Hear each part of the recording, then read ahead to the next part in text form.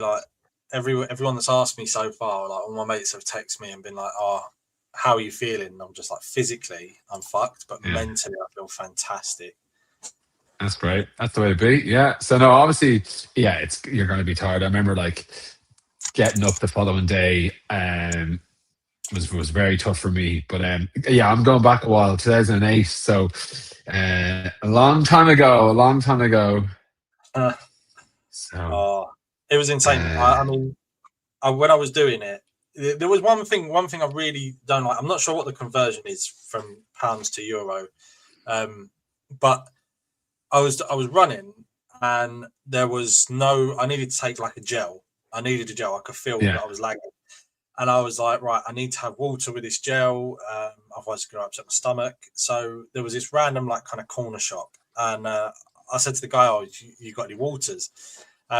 Like fully ready to pay for it. He goes, "Yeah, £3 for 500 ml, like 50 cl bottle of water." And they're not handing out water on the course, no? Yeah, but it was every kind of 5 to 7 kilometers, so it was too far away. Gotcha. Yeah, I was in between, and I was happy to pay for it. Anyway, yeah, he was charging £3 for a 500 ml bottle of water, and I just toddled down to a little pub bit, and I just said to the lads outside the pub, I was like, "Listen, boys, taking the piss, but has anyone got a glass of water or a Coke or something that I can just quickly just sip?" The guy was like, no, go on, have a Guinness. So he thrust his pint of Guinness in my hand, and I'm like, it was so cold, and you know what it's like on a hot day, and there's a cold pint of Guinness, you know, it was glistening. So I just necked this bottle, this pint of Guinness, and that was a bad idea. But they said to me, they were like, "Why don't you?" That's great. Didn't you grab a bottle of water from the guy? I was like, "No, he's charging £3 for 500 ml." They was like, "No, I'm not having that." And then all of them started storming down towards the shop. Jeepers, yeah. Trying to fleece you for the water, but yeah, fair play to you. Yeah, so you said there you're mentally feeling great, physically not so great after the marathon.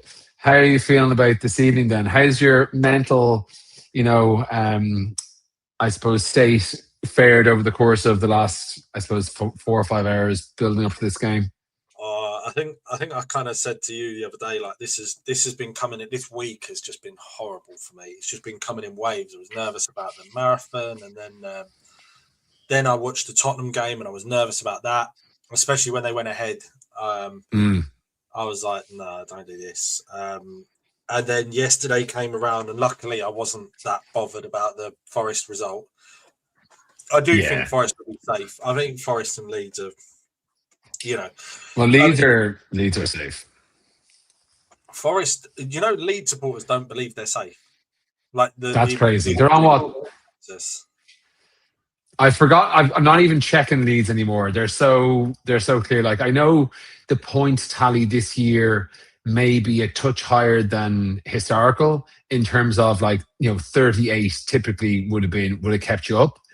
But Leeds are now on 39. 39 is pretty much like as good as mathematical as you can get to. So Leeds are home and hosed, and they've got the handiest fixtures. Forest are pretty safe, and I suppose they do the tougher fixtures, so they could probably do a couple more points, 2, 3. I think if we get to 39, we'll be safe. I don't think that. I think 39 will be safe. But I think previous expectations were maybe 38. But I don't know if 38. I think I can see Tottenham maybe getting to 38, and they'll obviously nip us on goal difference. So I'm going for 39. So if I was a Leeds fan, I'd be feeling pretty happy right about now. I mean, the thing is as well, and I hear a lot of people kind of saying about Daniel Farke, and they kind of, I think Luke pointed out in the group before that they're kind of like with the way they are with Daniel Farke is the way we were with David Moyes, and I get it, but fuck me, there wasn't a lot of investment in Leeds this season, and they're almost safe. You'd like to say 1 point from safety, as you say, I reckon. Yeah. And they've still got 5 games left, or is it 4? I think 5. They got 5. Yeah. So 5 us. games left to play. Yes. Yeah, Palace have a couple more than everyone else, but we have they're on. They played 33. We played 32. Everyone else below us has played 33, as has Forest. So yeah, 1 point from 5. That's happening. Like Ellen Road, like I'm sure they've got at least 3 or maybe 2. Sorry, at least 2 games at home to rattle that off. They're very, very strong at home. I can see them getting the point. I can see them finish on 42. Probably 43, maybe. I think they end Bournemouth's streak on Wednesday. Yeah, every chance. And and then I suppose, like I get where I would get where you come from as well. Going back to the Spurs game, I watched that as well. I was a nervous wreck through it. Like obviously when Porro scored that goal. I was like, fuck. Obviously, 𝗪𝗪𝗀𝗪 scored that incredible, like, side foot, casual volley that just was past the keeper in a split second. And then I was thinking at the time, it was an incredible goal from Simmons, in fairness, but I was thinking at the time, I was like, this is a bit much celebration-wise. Like, they're really, like, going for it in a big way. I was like, tone it down a bit, but I was like, they probably have won it, like, getting this late goal, 75-minute goal, I was like, they probably have it done. But then when Danso was dallying on the ball and Van Hecke picked his pocket, and that was just rattled home by Rutter. Happened to us. We know what it feels like. We know what it feels like. Brighton getting a late equaliser. It's happened to us a couple of times this season. But it was just ecstasy from my perspective. And then I watched the Burnley game yesterday up until about the 70-odd minutes. I felt I gave Burnley a 0% chance, but then when they got the goal on the stroke of half time, I was like, could we be getting a miracle?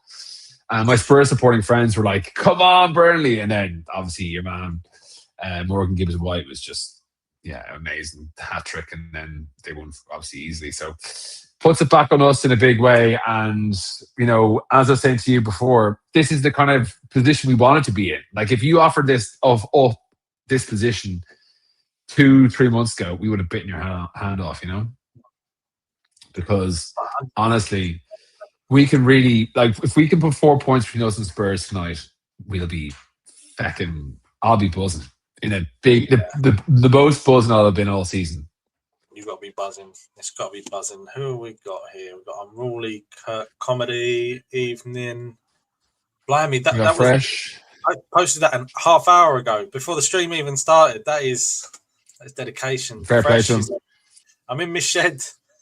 Love it. 𝗪𝗁𝘀𝗁𝗘, hello, mate. Win tonight would be amazing, but I would take a draw. Spurs are shocking. Forest facing difficult running. I was talking to Tom earlier, and he reckons it's going to be 2-2.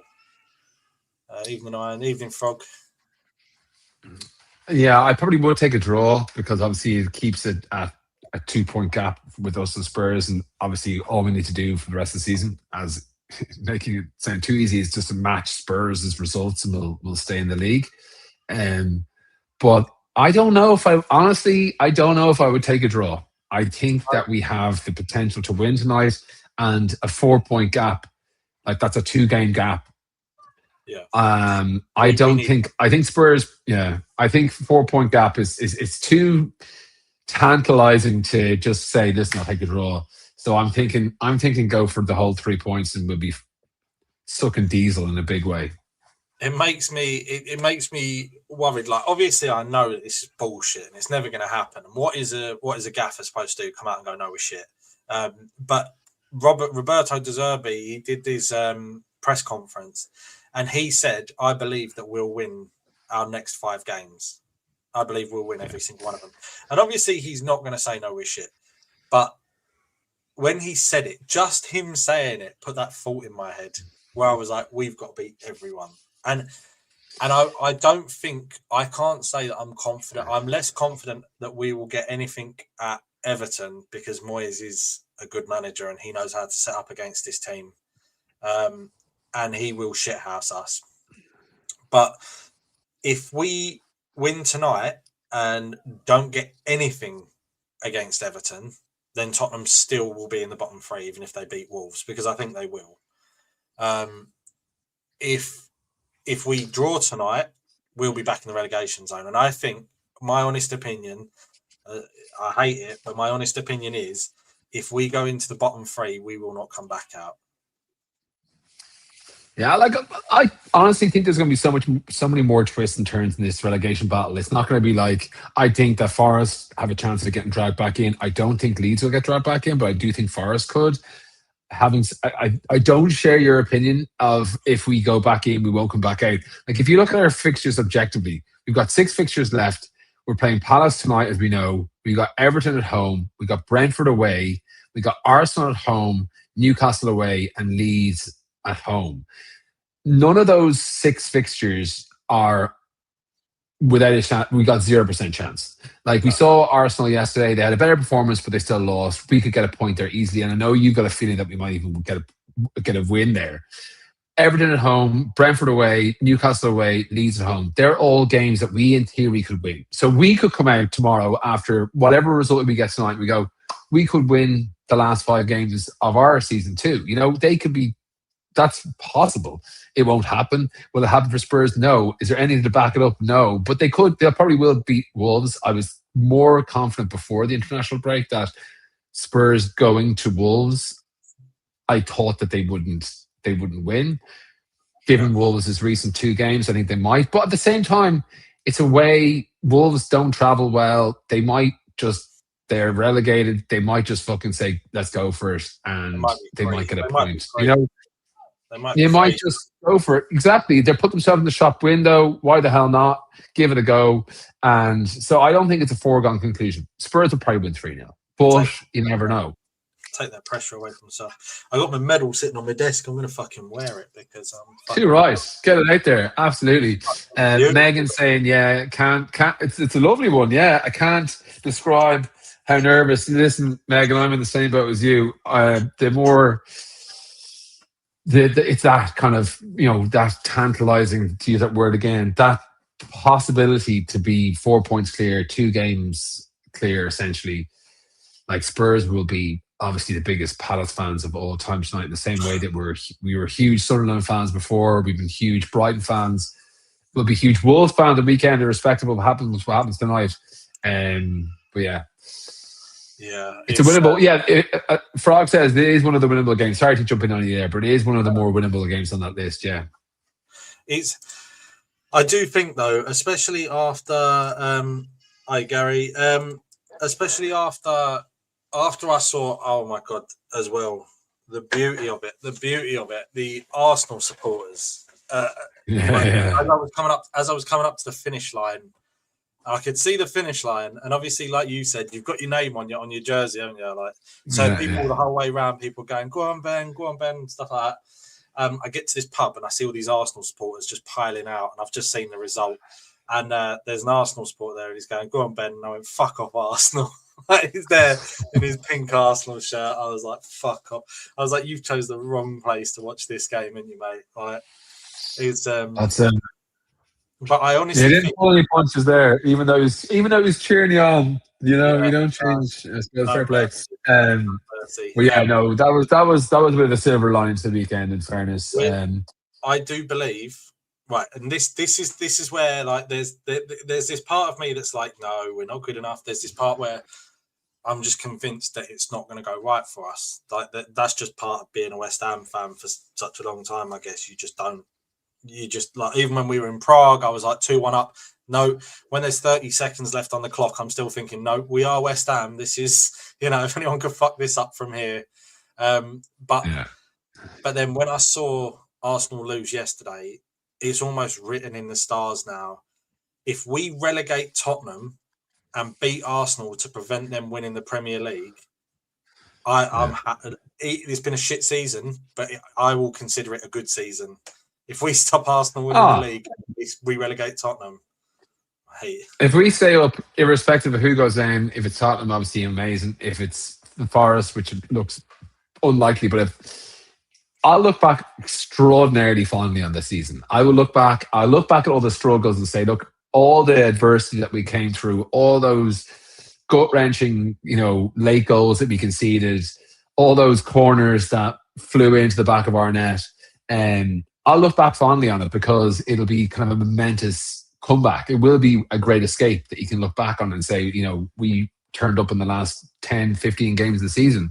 𝗪𝗁𝘀𝗀𝗄𝗏 has become, one of the kind of best, defenders in the league. 𝗪𝗔𝗧𝗖𝗛𝗛 similarly.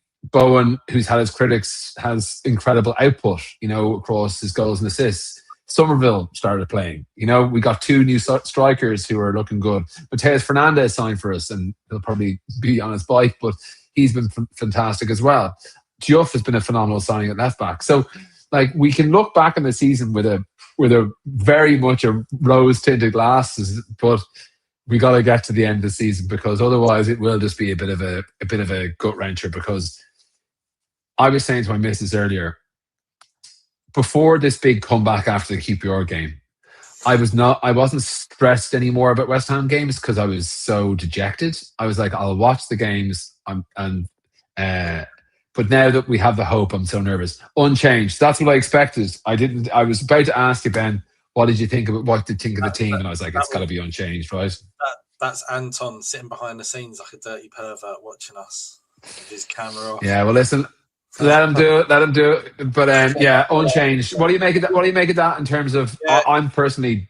I was going to ask you. I'm very, very unsurprised. Not the easiest. That doesn't surprise me one bit. Are you happy enough with that? Yeah, I'm a massive fan. I'm a massive believer in you don't change a winning side.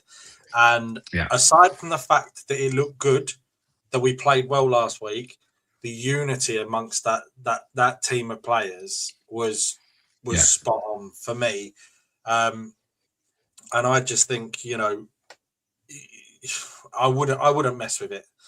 I'm happy. Yeah.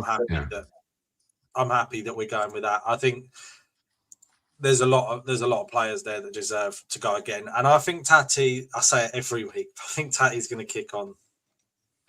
He's got 2 last week. They weren't the cleanest of strikes, but they were very good goals all the same. So I suppose, just for the avoidance of any confusion, we'll go through the team here real quick. So it's Hermansen in goal. Walker Peters, I'm delighted that he's kept his place. He's looked very, very strong. 𝗪𝗁𝘀𝗀𝗏, Disasi, Diouf, then Souček and Fernandes, and then we got Bowen, Pablo, Somerville, and Tati up top. So or Pablo and Tati up top, 4-4-2, whatever way you want to look at it. I think I wouldn't have changed anyone there. And I think Somerville hadn't his best game last time out, but he's got a bit of time now, a bit more time in training. He's got, I think he'll have a big game tonight. Yeah, I think he will as well. I mean, it's a good lineup. It's a good, strong lineup. He's going to be hungry for more. And you know what? It sounds like, I don't know. I see that kit, right? I see that 𝗪𝗁𝘀𝗀𝗏 kit. I really like that, actually, that shirt. It's growing on me. I like that kit. I think it's a lovely kit. But when I see Tati in that, I just think he's going to be a legend, isn't he? I don't think he's going to be. I don't think he's going to be our best player ever, but he, in terms of strikers, he's already outscored some of the strikers we've had in the past that have been here 2-3 seasons. Yeah, and the thing about it is as well is he gives everything. He's got that kind of nasty-ish kind of streak to him. He's got that bit of an edge, that I like. He has that kind of snarling, almost kind of persona, which I like. So I think he got 2 last time out.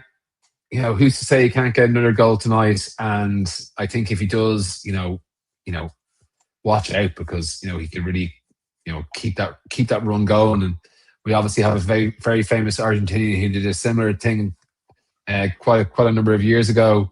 Can we have a similar impact? And Pablo as well was getting a few pelters from many I suppose fan groups out there. But that little flick, that little through ball that played him in for his first goal, or his first goal of the game, was something else. So nice to see him getting a shout out as well. I've got to also say, Gaza here, I would love to see Spurs go down, Arsenal bottom of the league again. I think I sent it to you a little while ago, Connor, but obviously the marathon yesterday in Manchester, a lot of people from Manchester there, and I saw this absolute beauty of a sign when I was going around. I absolutely loved it. You've got to love that. Yeah, it's amazing. Mikel Arteta just catches strays everywhere. Do you think they'll sack him if he doesn't win? Even No. GP, Damien?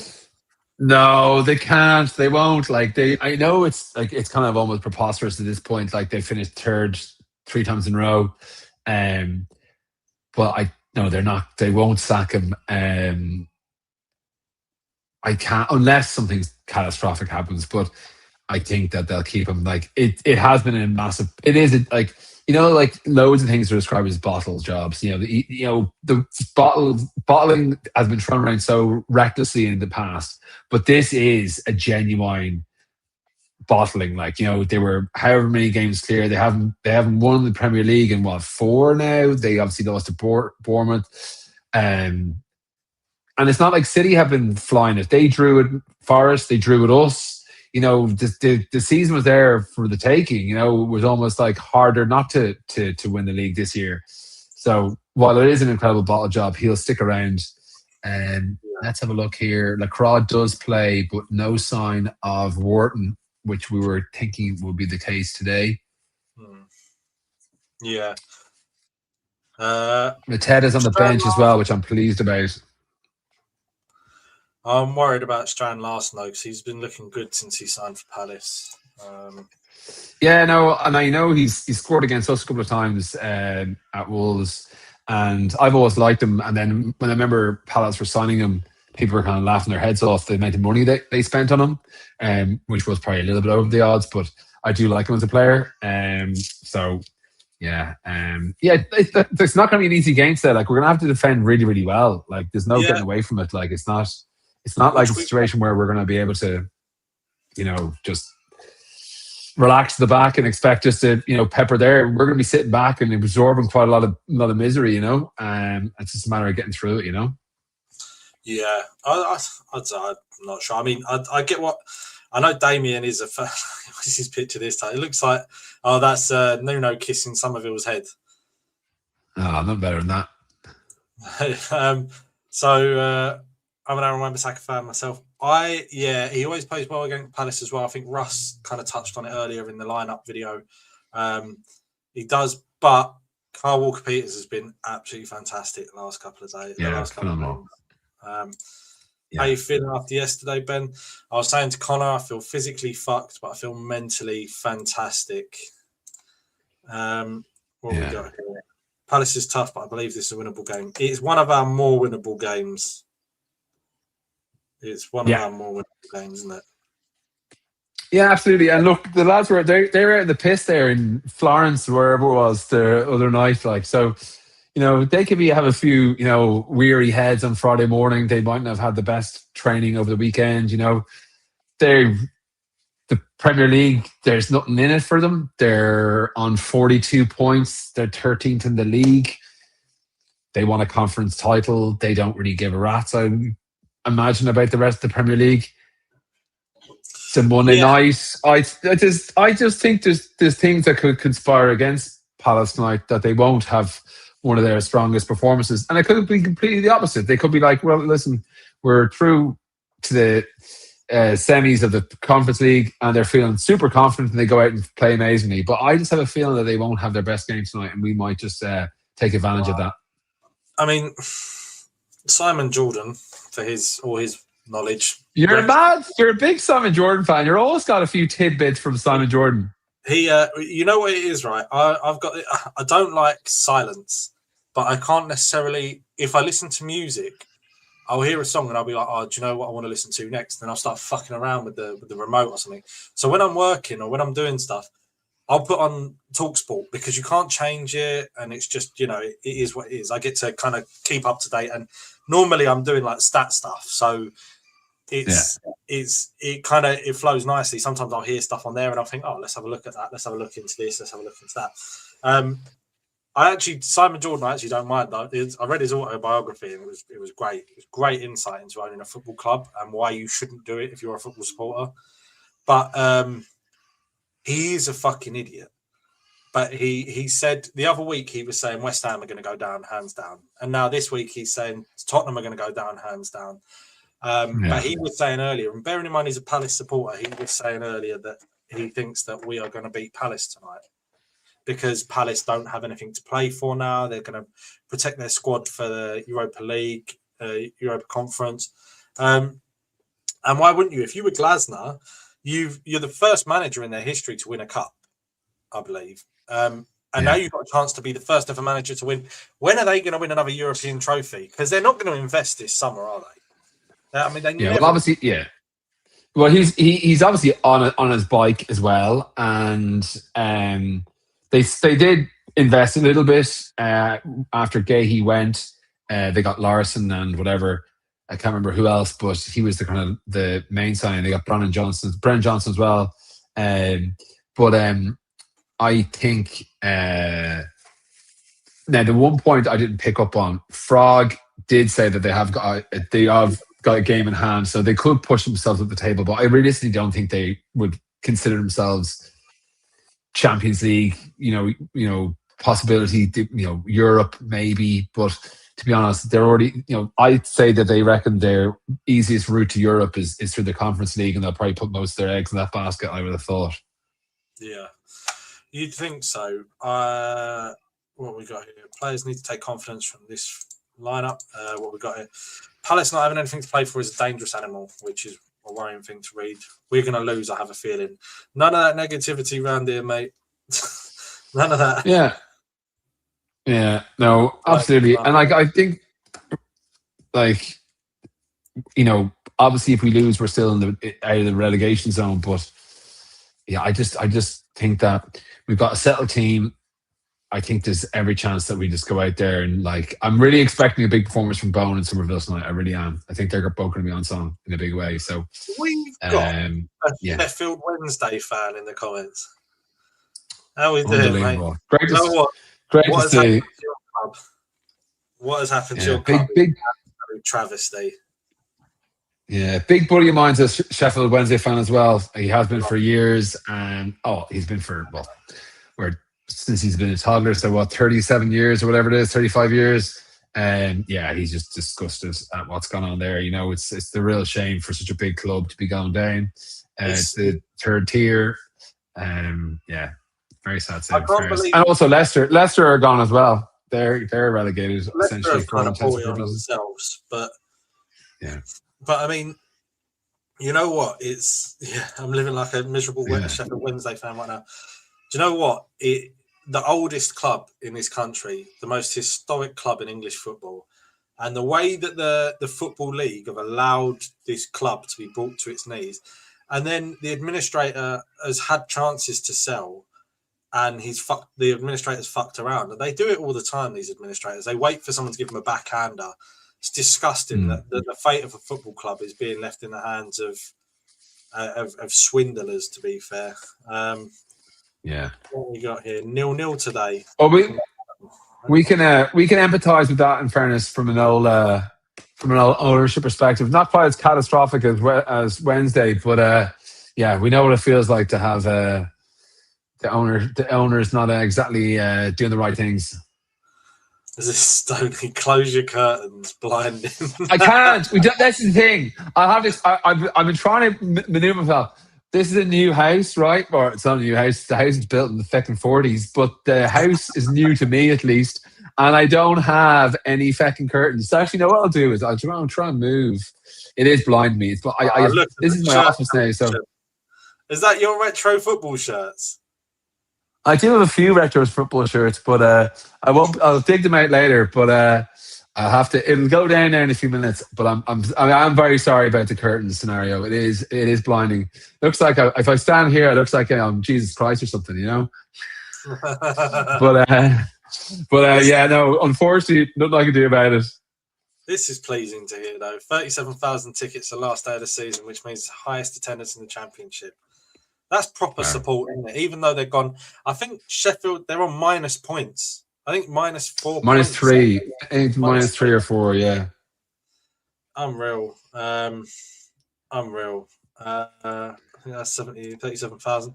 As a Man United fan, I hope you get relegated because I would love to have your midfield, Matheus Fernandes. Matheus Fernandes ain't going to go to Man United because he wants to play for a good club, not a shit club. You can fuck off, mate. You can go see if you can get someone on Klarna. I do hear a lot of that rumor though. That rumor is definitely going around, isn't it? Real Madrid. He'll go to Real Madrid. He will eventually, that's for sure. He'll definitely go to Real or Barca eventually. He just might need one more step on the way, maybe. But yeah, he'll be some player. We struggled this stage of the season managing Premier League in Europe. The season we won the European Conference League, I think we struggled all season, to be fair. Red, Johnson Dagger, Matheus Fernandes' quality and will be 60 quid cheaper. I bet this is another Cockney Red as well. I bet you he's never even been to Manchester. Praise be to the Lord Connor. There we go. Yeah, exactly. Yeah. Yeah. Well, hopefully we'll have a heavenly performance tonight. Now. That's all I'm hoping for. That's all we need. A heavenly performance. We're after him. Yeah. Man United have been good under Carrick. Wonder if they missed a trick. But they did lose to Leeds, didn't they? Didn't they, Tonks? United lost to Leeds, didn't they? That was a real sickener. If West Ham goes down, do us a favour, beat Sheffield United. I got to say quickly, actually. So my little man had my little boy Arthur. He had surgery on Friday, which meant that everyone had to kind of look after him on Sunday. And I obviously doing a marathon, you kind of want someone at the end of the finish line or whatever. And Nathan had said to me he would come, but when he'd had a drink, and we all say stuff when we've had a drink, don't we? Oh yeah, of course. And I was running and I was seeing all the families there with their signs and stuff like that. And then I got to the end and I was fucked. I couldn't, my calves were cramping and I couldn't even run. And then I see like the crowd at the finish line, and I was like, "No, I'm going to run over the line. I'm not going to jog." And as I was going over, I just hear someone going, "Go on, Ben!" And I look up, and Nathan was there with my nieces, Maisie and Amelia, and it meant a world to me. So thank you, Nathan. Thank you big time. He got a video of me. I think I sent it to you earlier, crossing the line. Absolutely, yeah, it's great. Something I can look back on. But honestly, one of the nicest things anyone ever done for me. Thank you, Nathan. That's great. I see that we're James is getting offered plenty of our cast off, so you can come in and Carrick and swoop for Kilman. I see Kilman offered full Krug as well. Would be a nice option up top maybe. So there's a few in there that we can get in the mix there for the I suppose desperate United fan. There we go. Why wasn't Aaron Wan-Bissaka selected? He's quick. I think Kyle Walker-Peters has been really good, so I think that's the fair thing. Yeah.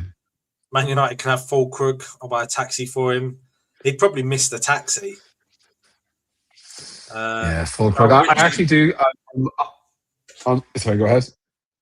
Richie got Leeds got Everton got robbed yesterday, didn't they? Yeah, I wasn't watching that game because I was on another screen. Obviously, I was watching Burnley, but I did watch the highlights afterwards, and it's a bit of a sickener for them. All right. I watched the highlights last. I tell you now, legs up, killing me. Kebab on my lap. Watching the Arsenal game was fantastic last night. You have a few quality players. That sounds good. Richie. I also like number 7 Somerville.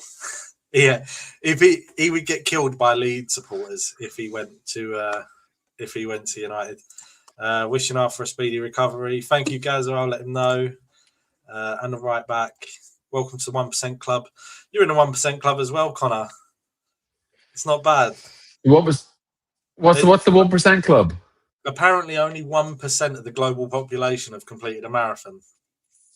Oh well, there you go. I'm in the 1% Club then. Long time ago, but I'm happy to have joined us. Going back to the Arsenal game, I was listening to a podcast earlier, and when Gyökeres came on, how many touches do you reckon he got? Yes, I'll broaden that out to how many touches do you think he got after he came on? 6. 0. 0 touches. Didn't touch the ball. Isn't that amazing? 0. 0 Yeah, touches. James Wainwright's right. 0, yeah. I was listening to I was like, the podcast, and then your man was like, people were like, nah, that can't be right. Right, dead right. It's 0 touches he got after coming on last night. Which I thought was amazing. 1% have also rimmed. Here, use your GP 2027. That's a bannable offence.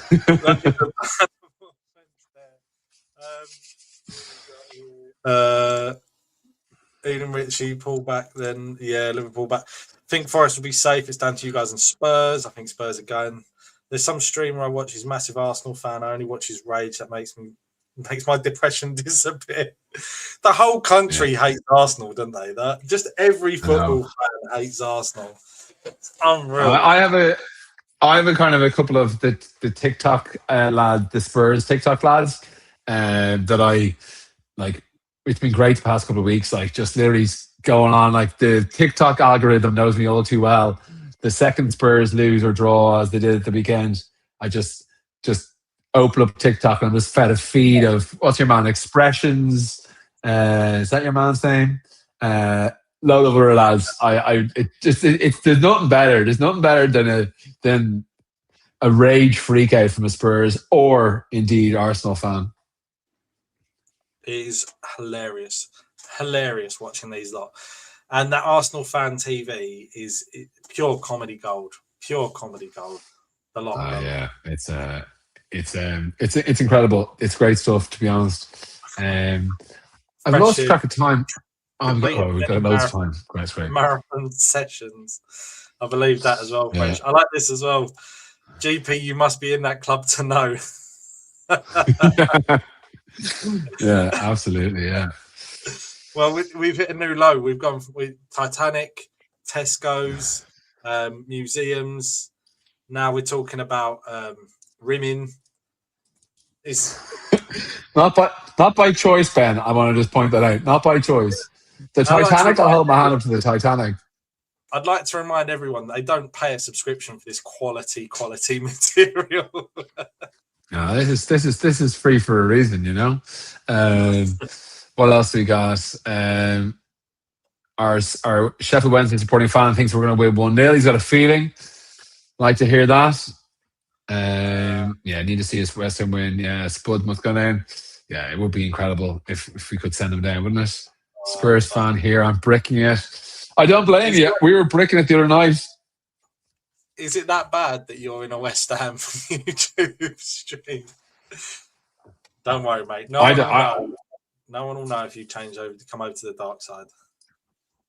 Are we the dark side though? I think they're the dark side. They are the dark side. City have momentum now. They're going to go on to win it. I believe City. City are winning it. It's a foregone conclusion now. I don't see. I know Rice was saying it's not over at the end, or like this. At the end of the game. Obviously, needless to say, main character syndrome because you need the fucking cameras are on him.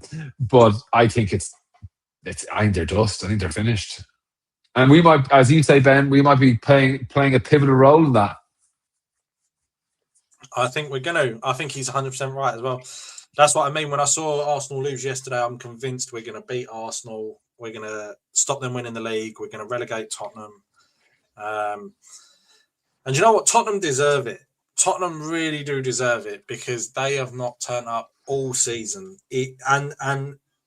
I couldn't give a fuck about Tottenham, right? I wish they didn't even exist. Right?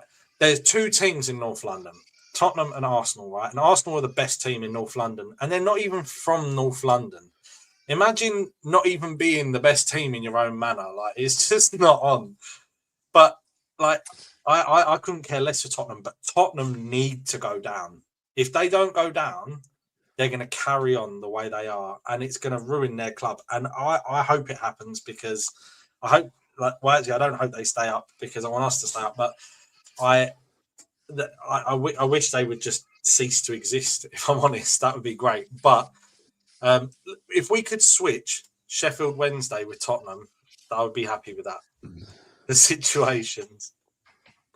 Yeah, well, I think like this is the culmination of two very, very bad seasons for Spurs. This is, I think this is the worst it can get for them. So I think you need to capitalize in this moment, because I don't see them being this bad again. Even though I know they've been poorly run and they've had managers being brought in and out, but I think that this is the stars have aligned somewhat with the injuries, poor management. Like, Tudor coming in was an unbelievable godsend. And I'm just hoping that De Zerbi isn't the galvanizing effect that will kind of grab them. But as we said, the ball's in our court. We have the ability to send them down. So let's just fucking do it. Just keep looking forward. Keep looking forward. There's 341 of you watching, and only 25 of you have liked it. That's not even 10%. Sort your lives out. Come on, everyone. Yeah. Give us a like. Just want Spurs to go down. I've just seen it. We've got another Man United fan in the chat as well. Arsenal bottle the league. Spurs go down. My club finished Champions League. I'll be on. I think Leeds spoiled that for you the other week. Actually, this game could be free. That's 100%. I think United, though. I think United are fairly safe in the Champions League, because it's going to get into 5 teams, and they're on 58. Well, they could potentially get caught. No, Chelsea are too far gone. So I think it's the top 5 is sewn up. I think it's fair to say. I want Spurs relegated. So does everyone else. We're the good guys. Gaza. Spotlights on this match tonight. It is 100% potential banana skim, Titan skim screws for sure. I'd love to see Judas go down with them melts. It's amazing how he's not mentioned any names, but we all know exactly who and what club he's talking about. I know. I can't wait. Like, honestly, that would be the best thing ever. And he'll be on his bike as well, because he doesn't want to be sticking around. So all this, it was Spurs only. I bleed fucking Spurs, whatever the fucking bollocks he came out with. He'll be gone to Atletico or somewhere like that. He'll go off to Spain or somewhere double quick. Even if they stay up, I'd say he'll be gone anyway. Yeah. I don't mind Fresh. I'll own it if I'm wrong. I'll own it if I'm wrong. Between you and Tottenham, if Tottenham don't go down, you'll go down. I feel like you'll play out your skin tonight to get a result. That's what you want to see ideally as well, isn't it? Kind of like, if we don't win tonight, but we put in a performance, would that be just as good? Given that think about it. Games after this. Yeah, like that's the thing, because I think that's probably what we did. We saw it last week. We saw it in the second half. I don't think the first half was quite as bad as everyone else thought against Wolves, but the second half was electric and filled us with confidence. The Villa game, I just think we got the fact that we got that late injury. I think that really cost us. But before that, we were building momentum. We were playing really well. Each game we played well. We obviously lost the FA Cup game, but got to a penalty shootout. So I just want to see the team continuing to go in the right direction. So we're not going to win every game of the next 6. That's without question. But if we can still show that fight, that commitment, the passion that we've shown over the past, that togetherness that we've shown over the past number of months, I think that we can roll over into the next game still feeling confident. Football is a funny game. Like, you can dominate, and it just can't be your day. It won't be your day. It won't be your night, and you end up losing the game or drawing the game. So that will happen, and I don't think there won't be any more twists and turns. So yeah, I just want to see a big performance, and if we can get a win, I'll be, as I said, beyond buzzing. We got I suppose it's just banter, mate. It's just banter. It's just football in the end of the day, isn't it? It's just all about that. Hope you don't mind me joining. I'm a Spurs fan. What is going on tonight? We got Sheffield Wednesday supporters. We got fucking United supporters. We got United supporters. We got Leeds supporters. I think that you guys don't forget to subscribe while you're here and leave a like. Yeah. I don't blame the Spurs fans, because they obviously want to see what I'm the same. I like to kind of see and hear what the morale is amongst Spurs fans, Everton fans, or not necessarily Everton, but more so like the likes of this year, Leeds and Nottingham Forest. I want to hear what their fans are thinking, because their fans are saying, "Oh, we're bad form, because they'll know more than they will, or than I will. So and this is a huge game for Spurs, massive for Spurs, and so I can understand why they're sneaking in. I love this. I don't want any of us to go down. But the amount of American owners in the Premier League now, and if we get brought out by an American ownership, then no one will ever get relegated again. Yeah, exactly. Turn it to NFL, all right, yeah. Both Arsenal are just failing. Arsenal, fucking hell, we got an Arsenal supporter in the chat now. Why is Arsenal supporter cheering us on? Shall I show him the picture while he's here? Yeah, you might as well show the picture. No, right. I think everyone does hate Arsenal. All seriousness, that's not banter. Everyone hates Arsenal. I think, to be honest, typically you'd be hoping for a bit of variety in the Premier League in terms of like who wins the league. Like no one wants to see, the same team winning over and over again. And obviously City being the team that was won it over and over again. You would typically expect to see some, or quite a swathe of people cheering on Arsenal because they haven't won in God knows how long, and it's a bit of variety. I think it's just the way that Arsenal play has turned everyone against them. So the fact that they played better in open play yesterday, but they got a fluky goal from a Donnarumma mistake. The fact that they're incapable of scoring outside of corner kicks, and they have that kind of bullying style. They play on the edge when it comes to those corners and free kicks.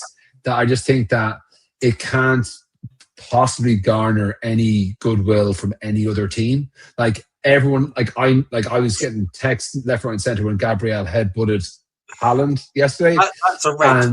That's a red. That is a red. Oh, it's a red. All day long. But everyone hates Gabriel. Like, he's a hateable guy. He's a horrible prick. He scores loads of headers. He's a fantastic defender, but he's a hateable guy.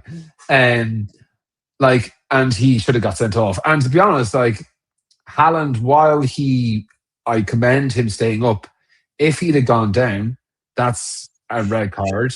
He even said that. And he said it has to be a proper hit for him to go down.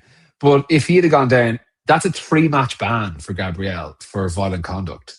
Yeah. So inadvertently, by him staying up, which is commendable, he's actually helped out Arsenal in a big way. So I just thought that was interesting. But the referee bottled it completely, and it should have been a red. But I don't know how the VAR didn't get involved. It wasn't a big, he didn't nut him hard. But when you make that motion, it's always red. It's always and forever been a red. I just don't get it. But anyway, that's another tale altogether. Yeah, and this is the way football is now, though, is that you have to over-exaggerate to get anything out of the referees. The officiating in this country is terrible. Absolutely horrific. Yeah, I completely agree. So we got a few questions here. We got, how many points do you think Spurs will get? So I got the Spurs fixtures in front of me here. So they got Wolves away, Villa away, Leeds at home, Chelsea away, and they're home to Everton.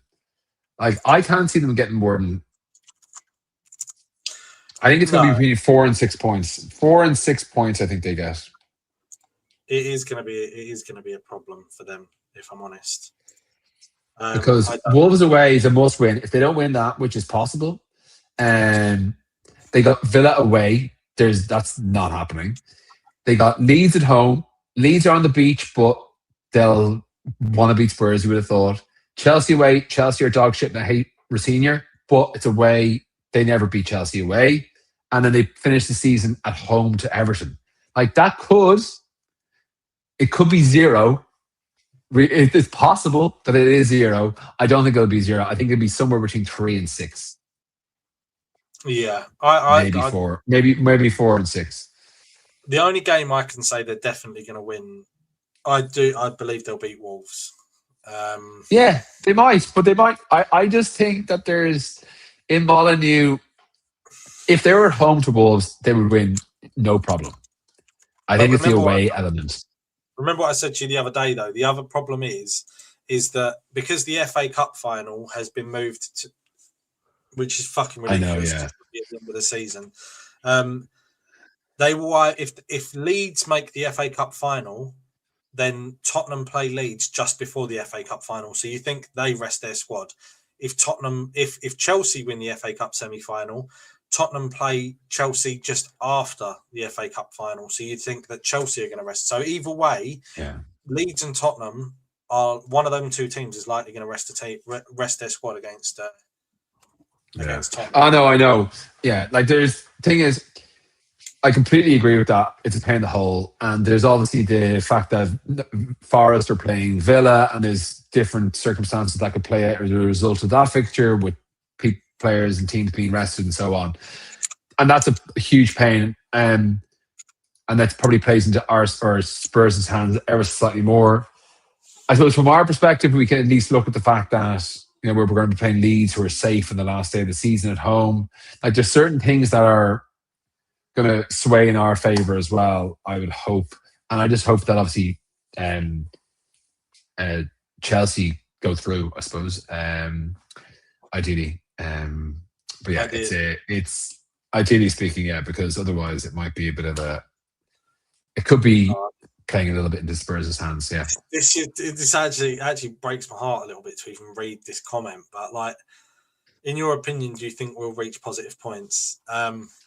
I've just had a look, right? Middlesbrough, the wheels have come off Borough, so you could get a point there. Oxford, I think you could beat Oxford, and I think you could get a point on Sheffield off West Brom. So I think their last three games are Borough, Oxford United, and West Brom. Oxford are 22nd, looking at relegation down the barrel, and West Brom are in 20th. They might not get positive points, but you might end on 0. That might be half. Is 0 positive? I don't think it's quite positive. Maybe it's neutral, but I think 0 is within your grasp. So keep the chin up there, buddy. Has anyone had a bet? Let us know in the comments what everyone's betting on tonight. Have you had any bets tonight? I haven't. I think if I was to have a bet, it would be on either Tati or Fernandez doing. I don't know what the odds are. This is looking at it from the top of my head. I'll just go with Fernandez. 3+ fouls for Fernandez. That would seem that's probably like the shortest odds on the planet. So a high number of fouls by either Fernandez or Tati would seem like a reasonable amount or a reasonable bet, because I think that they tend to give away a few fouls. In terms of predictions, in terms of game, I think we will win, or I would do what's called a double chance. I would do win or draw West Ham. That's what I would think. And if you were to put me on the spot for a goal prediction or a scoreline prediction, I think we're going to win 3-1. That's I've guessed 3-1 about 10 times this season, so it's bound to come right at some stage.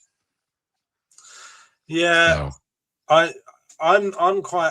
I've not made my mind up on it, but I'm probably going to put some money on the game. So everyone recommend a bet for me to have, and I'll put it on, and then I'll buy you a drink if it comes on. Nate's bet on us to 11-1, so that's a solid bet there. You might as well just cash that in straight away.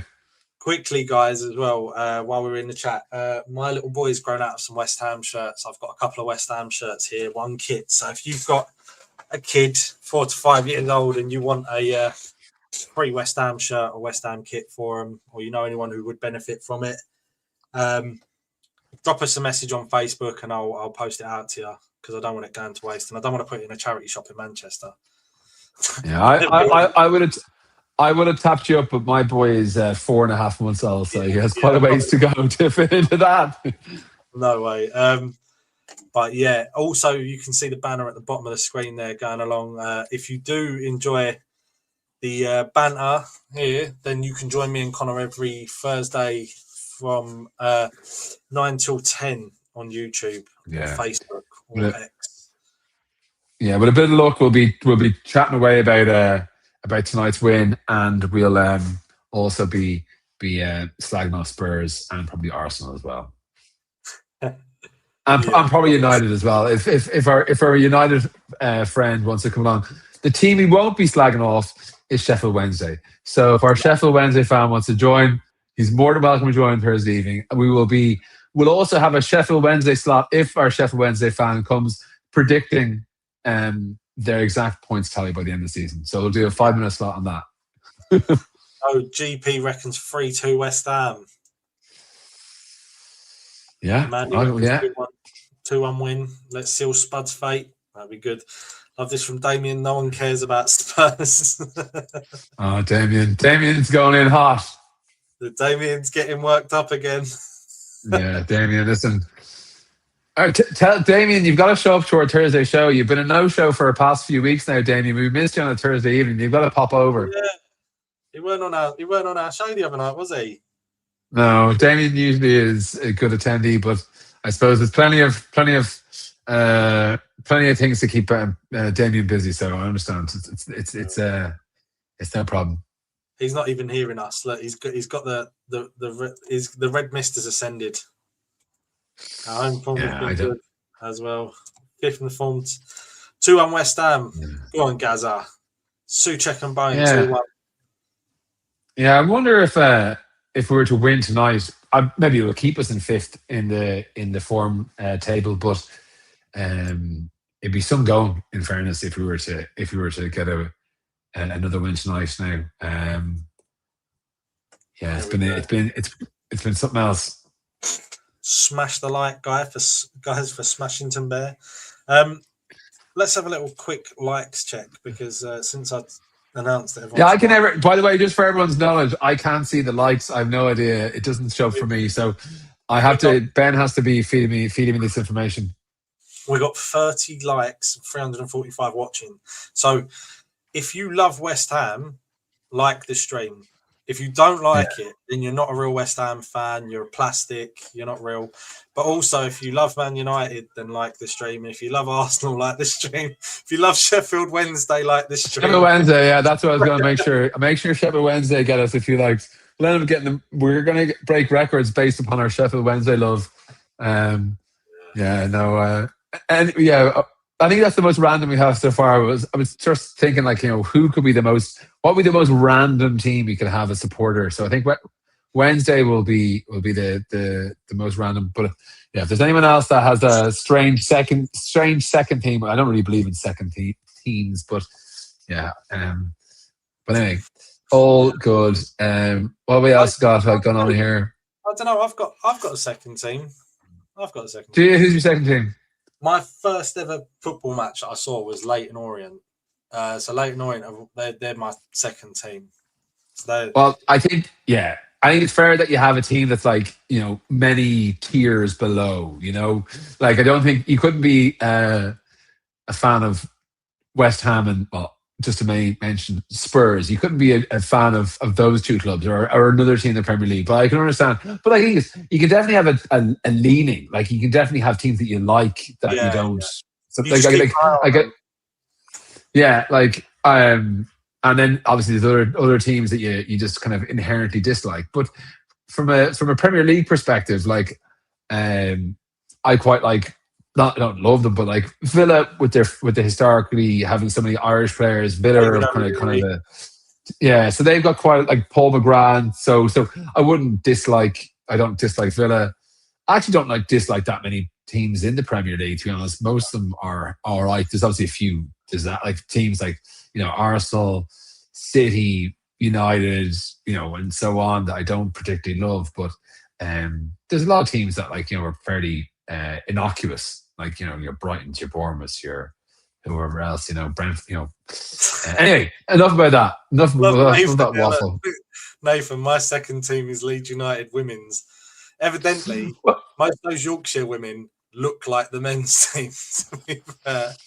I won't say anything. This my missus occasionally watches this, so she might hear. I know I don't know what these ladies look like, so I'm not going to make a past comment, but.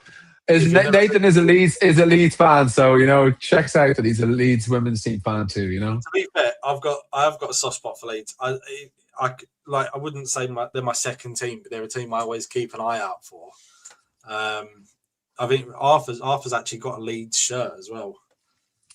Yeah, well, yeah, that'll happen. You'll always get like, your buddies kind of passing you over, trying to get them to support different teams. I've heard plenty of my buddies who are having a tough time getting their sons to follow the correct team.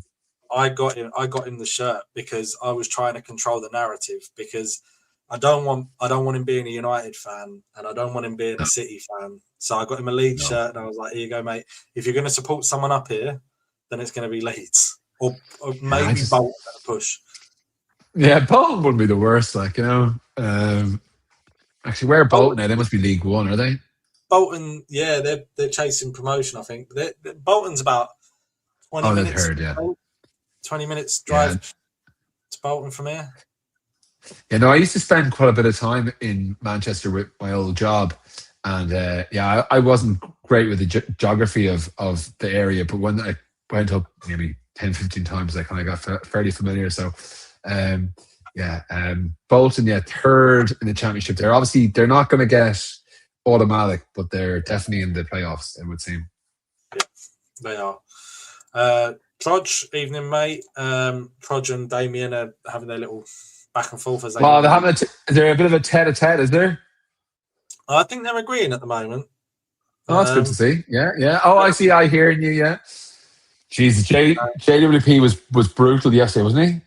Oh man, he was killer. He was sick. He was really. What have we done to him? We're Trudge here, actually. We ruin players too. What have we done to James Ward-Prowse, man? Honestly, like I liked him when we signed him. I know he's not exactly the paciest, but like obviously a set piece delivery. He played pretty well the first season. Scored a couple of goals, got a few assists. I thought he was a half decent player. And then obviously went to Forest. Hated him. And then he's gone to Burnley. And like yesterday, and like obviously he was terrible for us all season. We know that. We got overrun in midfield every single game. So it was a no-brainer that we got rid of him. And I was so glad we did because Potter trusted him so much.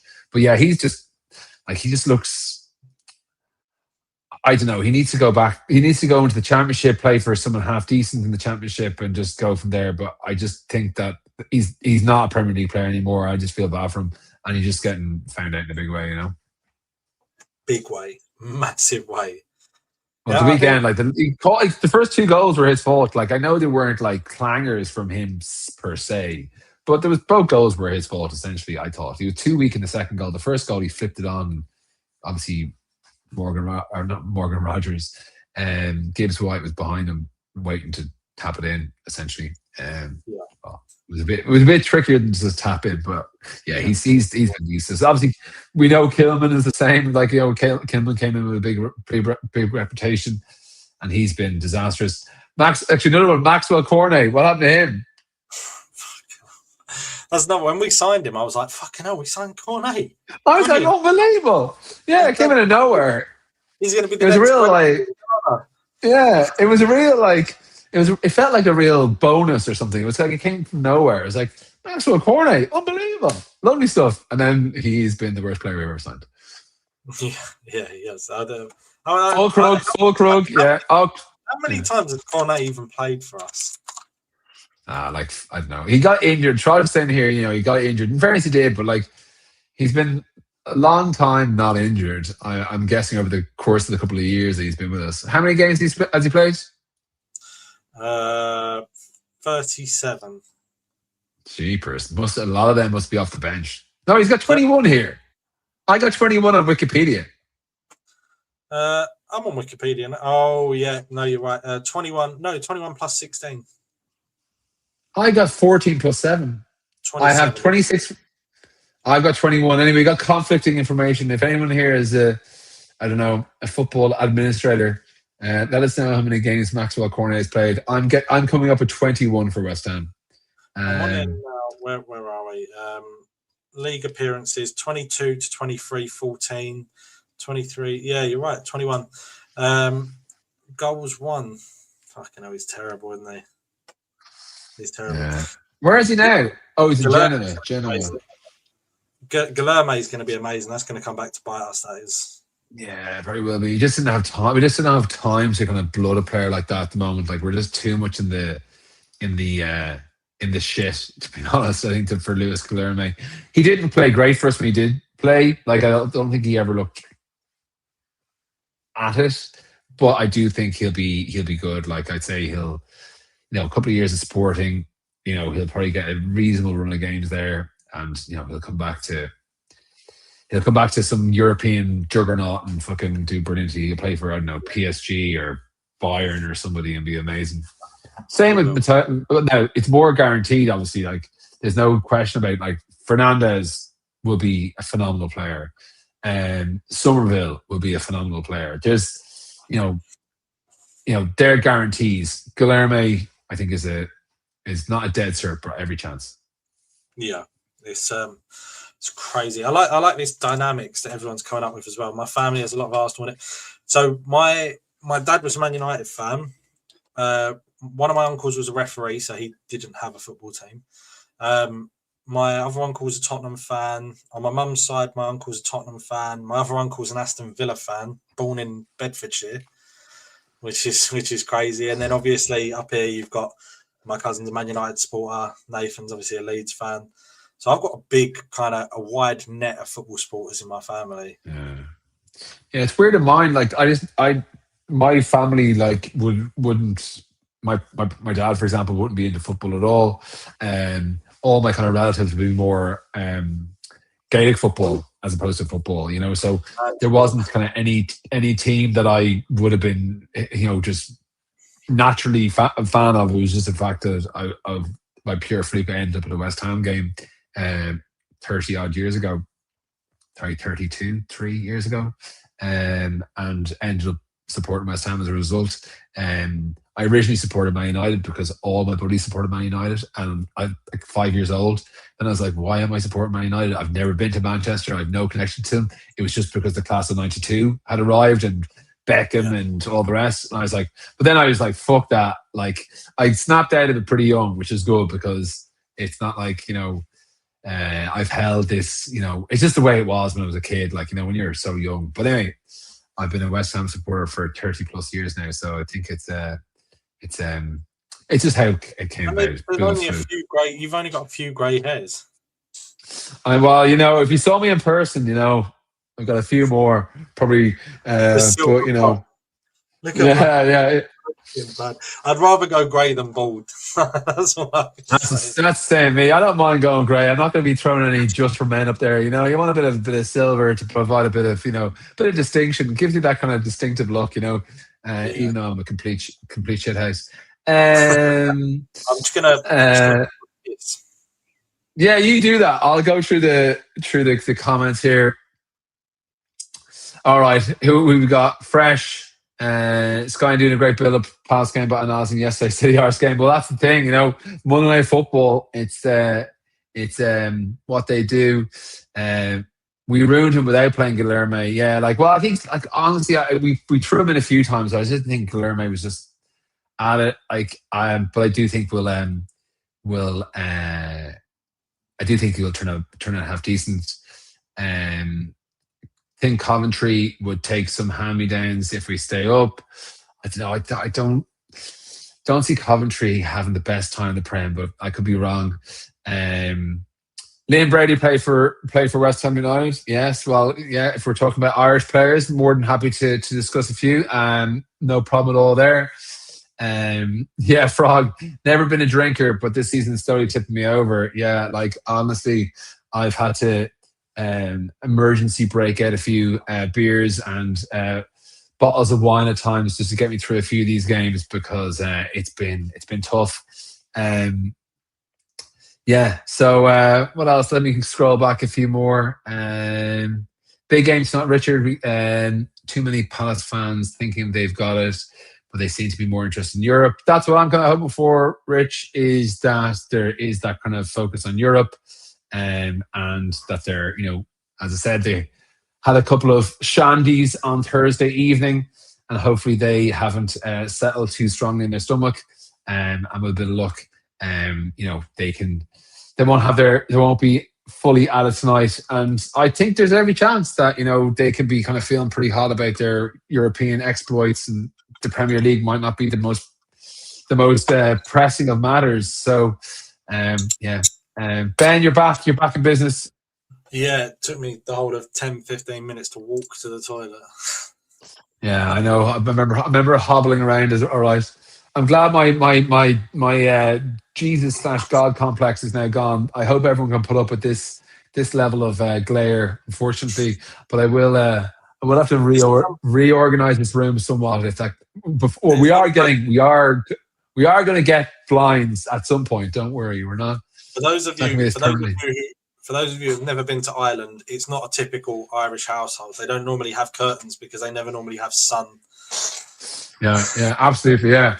And I love flashing my neighbours as well, which is an added bonus of having no curtains as well. So it's a kind of flashing people in your office. What are you doing in your office? Well, listen, it's just part of the job, Sometimes you need a bit of change out your outfits, just to make sure that you're appropriately dressed for each call.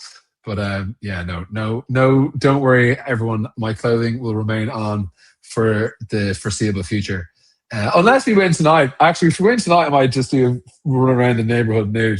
Do you know what? Actually, the guy who took me to my first ever game of football, when I went to 𝗪𝗏𝗀𝗀, a guy called 𝗪𝗏𝘆𝘀𝗀𝗧𝗏, he also gave me my first job as well, working on a market. He works in Dalston Market, and he years ago.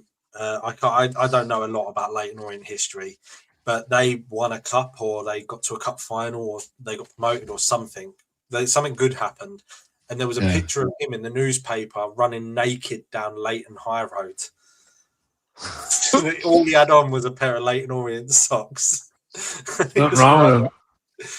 I wonder how big the Mickeys are in Leyton Orient, because according to GP, they're bigger in Ireland. So I don't know if I can. I might be the exception that books that rule. But if that's the rule, unfortunately, I'm not in my shed fresh. This is not a shed. I'm on a second story, and I'm looking out onto a roundabout and street, essentially. So no, not in the shed, but although it does look a bit like a shed with the grey. I love the fact that GP's. He's an expert on the size of Hamptons, and he also knows about the 1% rimming club. That's GP's. He's an experimental type of guy. He likes to just live on the edge somewhat. So what time are we now? We got not many miles off 7:45. So what is it? How's 8 o'clock as far as I can recall. These kind of chats, talking about Irish Mickeys and all that kind of stuff, that tends to distract me from the game at hand, which it's when I sit down to watch it, like I'm on my couch, is when I start getting really nervous. But when I'm chatting here, it kind of goes away ever so slightly. I think maybe Trevor's right here. GP knows everything about everything. Simple. Yeah, GP knows what's going on. Fairness to him. I don't even know what that is, so I'm not even going to get into it. I'm not going to explain it on YouTube. We're definitely not. No, exactly. Like, I thought I was being fairly out there as well. We got here from Richard. Yeah. My dad was born 2 roads down from the bowling, proper Cockney. Went to my first game at 3, was a season ticket holder with my dad until the age of 5. I moved to Stratford. My dad passed away in 2021. Sorry to hear that, mate. Have refused my season ticket key since. Yeah, I get that. I'm sorry to hear about your dad, mate. What is this? San Pellegrino is too posh. San Pellegrino is posh water. I always feel like... Is that what you're drinking? I was after thinking, are you swigging on that, are you? I'm properly hydrating, me. Oh, that's better. I thought it was San Pellegrino. No. I hate that as well. When you go, we know someone and you go out for dinner, sit at the table, and they go, "Can we get water for the table, please?" And it's like, "Yeah, no worries." And then they're like, "San Pellegrino." It's like, fuck off. What? We don't Flint, Michigan. The tap water is fucking safe to drink. Yeah, I'm a tap man. I've never been a non-tap man. And imagine getting like still, like bottled water. That would be yeah. Anyway, it happens. Yeah. Lovely channels before a game. Talking about edging. Hammers chat analyze Gio take the piss. Yeah, so good to see that all the channels are talking about various different, like toilet humor is alive and well. I think we got the better dynamic than Gonzo and Gio though, because you got the English and Irish is a much better dynamic than English and Scottish. My opinion. I completely agree. Yeah. Who wants to listen to it? Yeah, exactly. I think that's a better dynamic. I saw Trudge in their comments the other day, stoking the conversation about biscuits. Oh, really? Is biscuit chat? Yeah, I think they were arguing about whether or not a Jaffa cake is a biscuit or a penguin. I don't know. They was arguing about some shit. I don't know. No. I wouldn't be mad on Jaffa cakes or penguin. Well, penguins are fine, but they're more of a kid's treat that you get in like a lunchbox. Anyway, we're not going to go down the same thread. They've got their biscuit chat. That's their USP. We can leave them to it. We talk edging. They talk biscuits. Yeah. Absolutely, 100%. Flint, Michigan is a couple of hours away from me. Rough place. Have you ever heard about Flint, Michigan, Connor? I certainly have. Is that the place where Obama went? Or was it somebody went and they were going to drink the water and like it literally just like touched their lip and they didn't actually drink the water properly? Is that Flint, Michigan? Fuck that, yeah. Do you know it's called the murder capital of the world? They've got 100 police officers to 100,000 people. Lou Farouk did a documentary there to see if it's actually that bad. I watched that one. They started shooting at him and his film crew out of a car. Yeah, no, I do remember that. That's why I knew it was in my lodge in my head somewhere, but it was Louis Theroux. Yeah, I've watched it. Yeah. Did you watch his Manosphere documentary there the other week? That is unreal. You had a little boy, didn't you? I did, yeah. It scared the fucking shit out of me. I was like, if these fuckers are out there poisoning people's brains, like, it's fucking disgusting. Like, I don't even want to mention their names. They were so despicable, those guys. Those fucking bellends, them two, again, I'm not going to say their names, but them two, they lived in Brentwood, which is where I lived before I moved up to Manchester. Yeah. And they cut us up in a McLaren and they got out and tried to fight us. And then they absolutely shat it, right? Like, I'm not saying I would have beaten either of them up. I'm not saying I would have won the fight or whatever. But I'm not me and my mates. We're not really the type to kind of back down, sort of thing. When they got out and started really going for us, we got out as well, and then they got in the McLaren and whizzed off as quick as possible. And then a couple of weeks later, that fucking idiot put it through a wall somewhere and then run off to Spain. But honestly, if anyone in the chat's got children, they got sons or daughters, if you've got a son, make sure you don't turn out like that. And if you've got a daughter, protect her from that. Yeah, that was the thing. Not to go down the well too much here, but like, I'm so blessed I grew up without social media. Social media only arrived when I was, mid-20s. I think Facebook arrived when I was probably like 20-something. So like, having no social media, no mobile phone. I got a mobile phone when I was about, 16, but it was like a Siemens brick, It didn't even have text messaging at that point. It was just like, then text messaging came out and that was all the rage. But like, yeah, I just feel, I do feel blessed that I didn't have that, as much as it is amazing to have a computer in your pocket and all the rest. But I just think that for kids, like, I just think it's dangerous. But anyway, score predictions, Mandy. Yeah. I've already given mine. I'll give it again for those that didn't hear. But what's your score prediction, Ben? What are you thinking? 2-1 West Ham. I'm going Bowen and Souček as well, like matey earlier on. I can't remember who said it. Bowen and Souček. I'm 100% in on that. Yeah, I'm like the lone hammer here. I'm going 3-1. Mark's going 3-1 as well. Yeah, I have a feeling that 3-1. I just think that we're gonna start well. I think we'll go couple of goals up, I think. And then I think we might get pegged back and I think we'll get a late winner or a late insurance goal. A bit like the game we had against, was it against Newcastle? Anyway, I won't go back to the games. I think we'll win 3-1. I can see us scoring a couple of goals and I do think Bowen will contribute. I can see Bowen, Souček, and I can see Taddy getting on the score sheet as well, to be honest. I think Taddy could be our star man tonight, And I hope Somerville does. If is at it.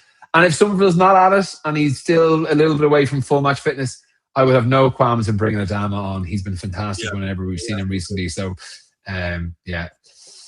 It has been good. I do like this bubbles stuff in the comments. So, everyone get your bubbles in the comments. I love that. I love seeing the bubbles there. I hope. I think let's read out the text that Connor sent me. What did I send you? We were saying about we were talking about the football earlier. All right, read it out there. Yeah, I'm sure I didn't embarrass myself, did I? No, you didn't. It was pretty much just about how we have the same conversation every. Yeah. But I think what you said, if the only way you're going to enjoy the games if we get a couple of goals early. Which is that's true. How I'll relax, because I find these games incredibly stressful. I think, like, going back to the Fulham game, that game just felt like a coin flip the whole way through. It felt like it could go either way, and I was on edge the entire time. And it was obviously beautiful to have the Burnley game where you were 4-0 up and you could kind of relax and you just kind of go, this is great, you know. And I don't think I'll be able to feel that tonight because I don't see us, you know, putting ourselves out of sight. But I do think if we can get like a couple of goals, I'll start to relax. But even when we score, I get more nervous because then we got something to protect. You know what I mean? Like, I get more nervous at 1-0 than I'm at 0-0, you know, because then I'm like, fucking hell, if they get one back, you know. So I find when you have something to hold on to, I get more anxious. So anyway, that's just my neurotic. Bubbles. Loving all these bubbles. You're 100% right, though, that it is hard to enjoy a game until you feel safe. Yeah. And that's the thing as well. Like, I think that, you know, this has been the most stressful season I've ever had supporting West Ham. Certainly because the other ones probably, you know, they don't feel as imminent, and with time, you know, your stress levels and all the rest probably, you know, you don't probably think about it as much. But this season, like, if we were in the same position, if we were Leeds now, if we're in 39 points, or if we were in 40 points, I'd be chilling. I would just be like, right, let's just play the rest of the season and enjoy ourselves. But we haven't got that luxury. You know, we're just, everyone's a nervous wreck. And I guarantee 85 to 95, well, all the West Ham supporters in the comments, they're feeling pretty stressed right now. And I wouldn't be surprised if it's been building all weekend, because for me, I know yesterday, after Spurs had lost, drew, I was kind of feeling okay, but then it's been steadily building. I know you had the marathon to distract yourself, but I haven't had anything like that. So I've just been getting myself worked up. Probably saying that this is the worst season ever because Spurs are taking the edge off. Assuming we can keep them down there, it'll be a great season then. I don't think it won't be the worst season. It'll be one of the best seasons if Spurs go down, frankly. Yeah, it will be. It would be a great season. I do feel sorry because Susan's come in here and she's been quite polite actually. Fair play this season. Like, it was a cup final for them. They should have won, probably play better. And Susan, I suppose the thing about it is, you know, we just want to stay up, and, you know, it just so happens that you're our main rivals. Who else we got here? Ben Tor has joined the chat. Some bubbles there from Ben. Cheers, mate. I'm loving all these bubbles. Loving that. This match is like a final of the Champions League. Arsenal fumble, Spurs go down, we survive. Solid season, 100%. Yeah, 100%. Yeah, it will be a very solid season, very enjoyable season, and as I said, one that I will look back on with very, very fond memories. Even though there was a lot of struggle throughout it, because if we do come out of this, it will display, you know, the level of resilience that's been shown this season is incredible. The level of togetherness from players that you didn't expect to be so together. You look at Disasi, no one expected him to be, you know, so bought in. He looked like a mercenary that didn't want to be here, and look at how he's transformed the team. And the two lads who signed in in January, have been phenomenal. So there is lots of green shoots. Let's just finish the job, eh? Exactly, that's it as well. Look forward, don't look back. Just win our games. Focus on what we're doing. Don't focus on what anyone else is doing. If Tottenham go unbeaten 5 games the rest of the season, we have to go unbeaten 5 games the rest of the season. We just got to be less shit than Tottenham, which doesn't look like a massive job at the moment. Leyton Orient are less shit than Tottenham at the moment. Yeah, absolutely. And I don't think that, one swallow doesn't make the summer, in the sense that like Spurs played half decent on Saturday. I don't see them, constantly building and, winning every game, put it that way. So yeah. And the thing about one thing I will say, now I know the goal that Spurs did score, or sorry, that Brighton scored was from Spurs failing to clear properly, but both of the Spurs goals did come from Brighton arcing around at the back. So just saying. They were fucking around, weren't they? Brighton were fucking around big time. Yeah. I just, those kind of goals is really, that kind of stuff that stresses me out usually. But playing around at the back too much, I think there's a time and place, and I understand why they do it. But I think sometimes in the case of Danso, you just you launch it, But anyway, that worked in our favor, so no complaints there. Yeah, it did work in our favour. And what a way for it to happen as well. You love a last minute goal. And when you see players celebrate like that, like especially Tottenham players, like when Richarlison does like 8 different celebrations and then they draw or lose. Like, you love it. You absolutely love it. Well, one of the most amazing limbs, if people still say that, was Wilson's last minute toe poke against Spurs. Yeah. That was a bit of a catalyst, to kickstart the season. So hopefully this can be another move in the right direction with a bit of luck. Just got to hope. We just got to play our games. Tatty, 2 goals in the last game. Let's go for. He's going to score a hat trick in a West Ham shirt. I don't know if it'll be today, but he's going to score a hat trick in a West Ham shirt. I feel like he smells blood now. He smells blood in the water. Yeah, wouldn't mind Pablo. One coming off his arse as well. That'd be more than welcome. Oi, Savalois. Hi, mate. How you doing? Congratulations, Ben, mate. Well done. What an effort. And look at that medal. Fucking knackered today. No wonder, mate. I'm getting decanioed though, so who cares? he's picked up the rich comment. He's picked up the Richie. How you doing, Connor? You all right?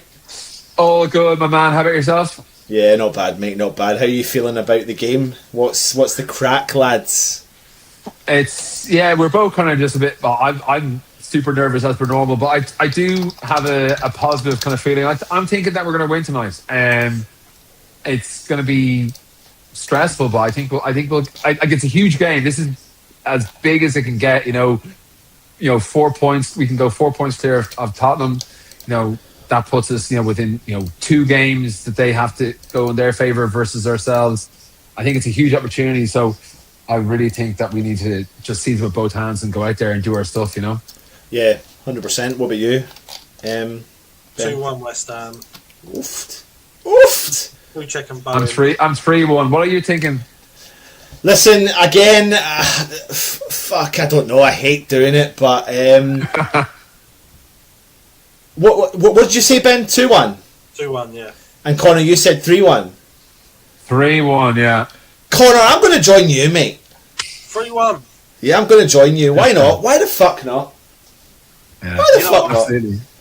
I'm the one that's been drinking, right? If you are watching in the chat, give us your predictions as well. We are literally a minute or so away from kickoff. Ben, Connor, Matt, please, everyone, massive shout out to the lads, because it's been, again, I know I say it every single week, but when you come on, but it's been an absolute pleasure having you around, and I hope you have been enjoying it as much as we have, and everyone in the subscribers are enjoying it as well. Absolutely. Thanks so much. Enjoy the game, everyone. I know, fingers crossed, because oh my god, man, I'm already like looking at the team now coming out and like, oh shit, here we go again. Yeah. Come on, you Irons. Come on, you Irons. Come on, you Irons. Yes, exactly. Everyone, keep your comments coming in. Please wish Ben and Connor all the best for the evening, and fingers crossed we can get a result. And the next time he's come on, it will be happy times. Yeah, let's hope. Absolutely. Yeah. Much love, lads. Nice one. Thanks for joining us. Take it easy. Cheers, lads. Oh, there we go. So, welcome to the match day live. And then why is that screen doing that? What's going on? Bear with me. Oh god. Oh god. I need to edit that. For some reason that's gone a little bit big. Is that it there? Where did I save? I can't remember how you fuck you save this shit. Save, there you go. Right, is that me? Can you all hear me? Let us know the time you're on. I will do, mate. Don't worry, I will do. So I believe, let's see, I've just kicked off. There you go, so I'll put the time up. Play. I think I'll be about there. Let's see if that's caught up.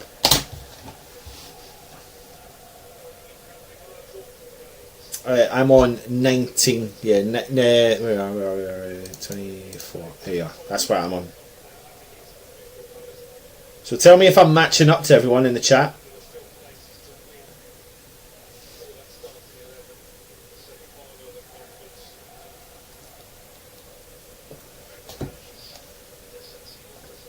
Disasi on the ball in the back line for West Ham. Diouf back to Disasi.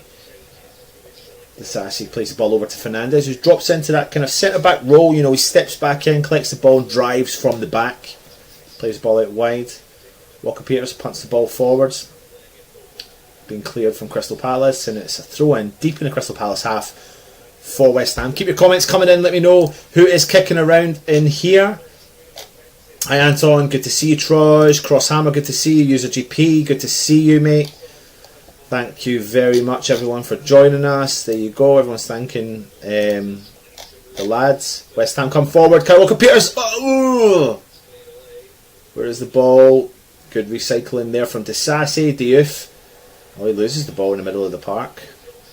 Johnson drives. Johnson still driving. Diouf's chasing him. Johnson's kind of progressed into the West Ham half. Tries to back heel it into the path of Crystal Palace player, but Diouf does well to recycle. He brings the ball forward to Somerville kicks the ball and it does go out, and it is a Palace throw in our half now.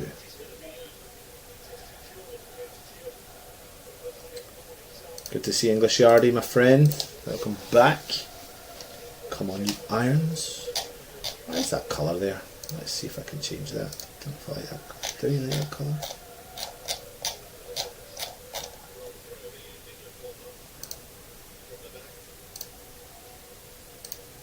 Roll.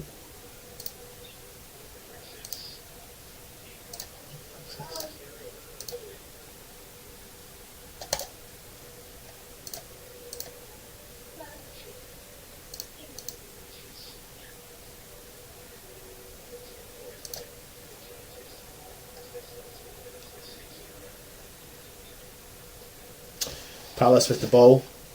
They're driving at us deep in our half. West Ham do recycle it though. Disasi steps in, just dominating central defensive.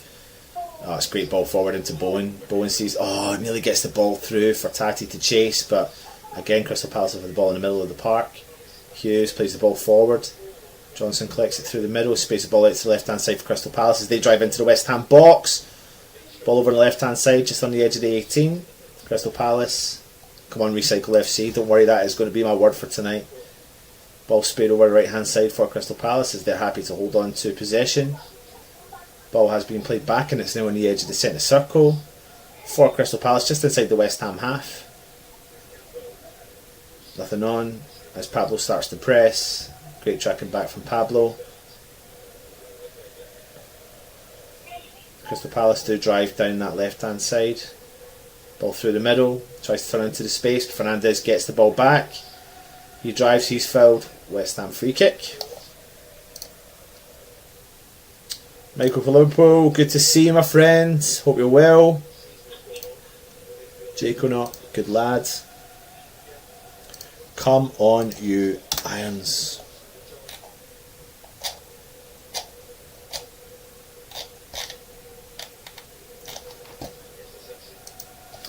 Disasi with the ball for West Ham. Plays the ball forward to 𝗪𝗏. 𝗪𝗏 plays the ball back to 𝗪𝗏𝘀𝘀. He holds on to it. He's just outside the West Ham 18-yard box. Disasi punts the ball forward for West Ham. Tries to see the run from Pablo. It's been won there from... Oh, Somerville does win the ball back. Somerville. Oh, it's a good tackle from the Crystal Palace defence, or midfielder I should say. Or the centre back.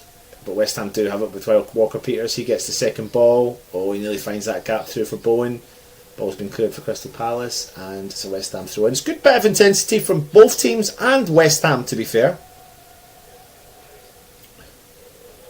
Emerson. He plays the ball to Disasi, just deep in the West Ham. Mavropanos puts the ball forward again, tries to see the run from Pablo. Will Hughes gets the second ball for Palace as they get hold of it in their back line.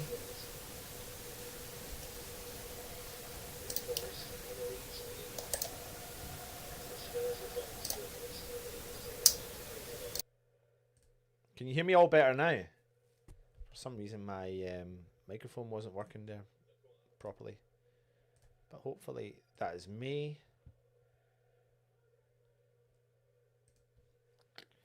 Crystal Palace just driving out that left hand side. Oh, he skipped by 2 or 3 players. West Ham have tripped him up with Bowen, and 𝗪𝗏𝘀𝗁 wins a free kick for Palace.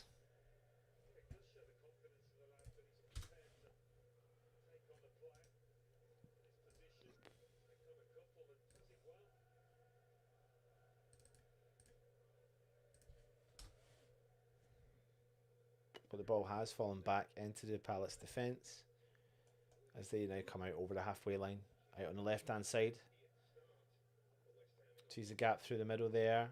Skips by one of the players just on the edge of the 18 out on the left hand side. Ball whipped in low. Oh, Larsson hits it low. It's quite wide. You, Jimmy? Yeah, my bad. I forgot to change the settings. My bad.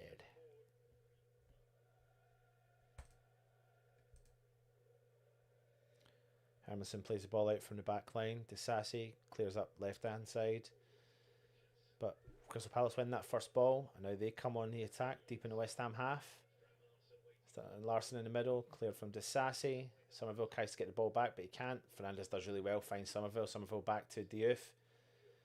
𝗪𝗏𝘀𝘀 for a big clearance up the field. It's not a great ball back for the keeper for Palace. Big clearance from Crystal Palace. Can 𝗪𝗏𝘀𝘀 find the header? Looks like the Palace midfielders came in and won the header, but he's given a throw in to Crystal Palace deep in their own half. Come on, you Irons. Irons.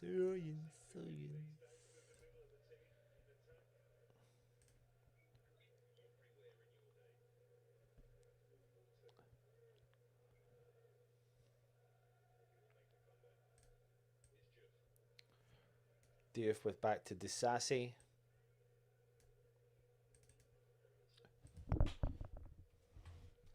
Ball punted forward. Ball one from Crystal Palace, and they're kind of leaning on to the second balls. Fernandes does get that ball, plays it forward, but it goes straight into the path of the defender from Palace as they come on the counter. It's a great tracking back. Honestly, that's great football from Matheus Fernandes. It's brilliant football from Matheus Fernandes. He's fouled and West Ham win a free kick. It's just the energy, you know, he gives the ball away. He then goes back, wins it back, does all the hard work, wins West Ham a foul. It's just great energy in the middle of the park.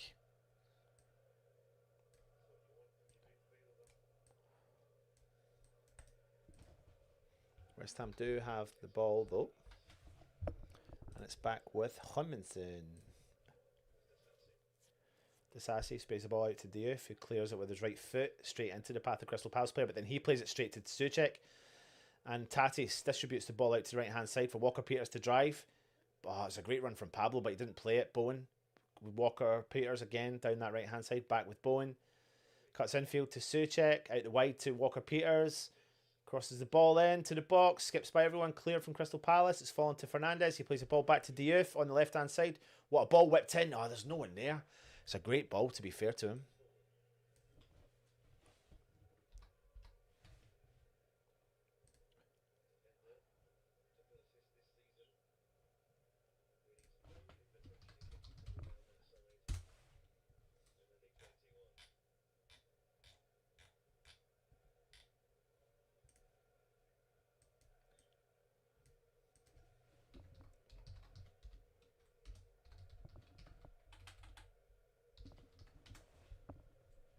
Crystal Palace happily just playing the ball out from the back. West Ham do get the second ball with Pablo to 𝗪𝗏𝗀. Fernandes. He's blown up for a handball on Fernandes. Matheus Fernandes. Massive game tonight, in it, really, to try and open up a little bit of a gap between us and Spurs and put the pressure right onto them. If we could just get something from this, preferably 3 points.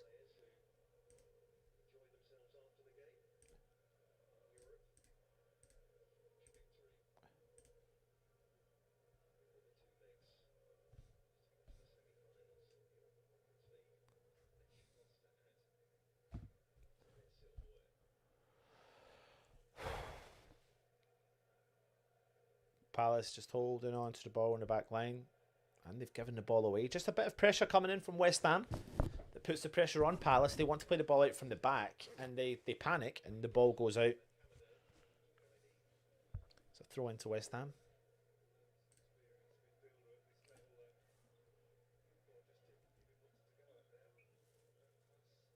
𝗪𝗏𝗀𝗀𝗏 forward, cleared from Palace. Here comes Crystal Palace though on the counter. West Ham getting the bodies back, which is what we need.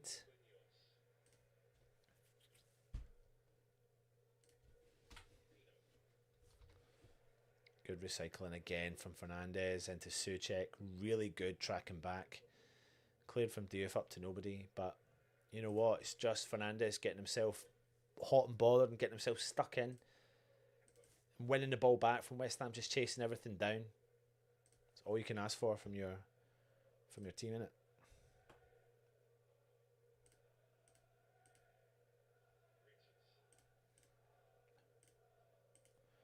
West Ham fans loud and proud, of course.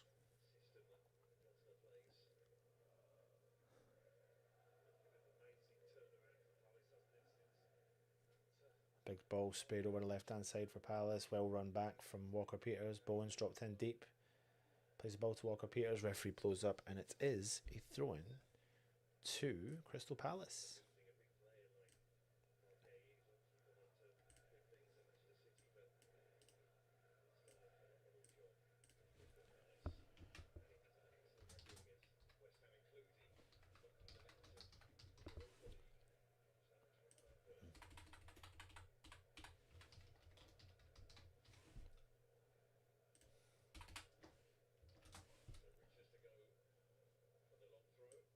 Going to be a long throw from Crystal Palace.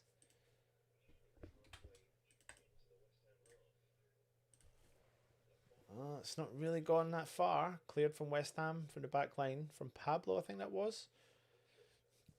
Ball out on the left-hand side again for Palace. Big ball coming over.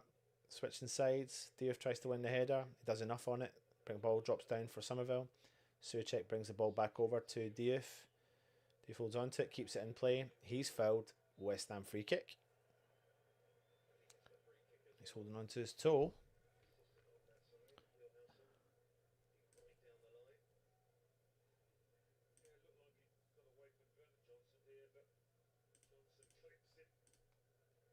You can definitely see that he's got a lot. He does. Diouf has got a lot to learn in the game, doesn't he? He really does. But you know, the quality in going forward, and if West Ham do stay up and we keep Diouf, you know, I think we're going to see even a much better player next year if we can stay up, because I think that's what they're going to work on. You know, he's got 1 year's Premier League experience under his belt.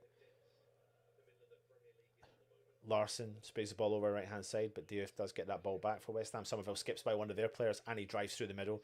Distributes the ball to Tati. It's a good ball for Pablo. Pablo holds on to it. He does well. Oh, he tries to play the ball through for 𝗪𝗏𝗀𝗏𝗏. But Tati's latched onto it on the edge. He's going to shoot. Oh, it just goes over the bar. I tell you what, by the way, Pablo getting into the right space there at the right time and holding on to the ball, latching onto a ball. I think that pass was quite... Oh, he's done well. He's got good feet there. I think his vision, he probably could have gone out right to Bowen. But yeah, one thing you're going to get from Tati Castellanos, lip up Tati, yo, lip up Tati Castellanos, boom, boom, boom, boom, boom, boom, boom, boom, is the fact he's going to shoot from distance, innit? West Ham do get the ball back from Bowen to Kyle Walker-Peters, who drives down that right-hand side, holds back, nothing on. Oh, he's been kind of bombarded there by two Crystal Palace players who have got the ball back. They drive through the middle. Walker-Peters is trying to win it back. Pablo tries to stick a foot in. Larsson headed clear from Disasi. Fernandez again. Walker-Peters forward to Bowen. Bowen drives into a lot of traffic. I don't know how he gets the ball out of there. He does. Nearly latches onto Tati, but a big clearance from Crystal Palace back to their keeper, and they've punted the ball forward.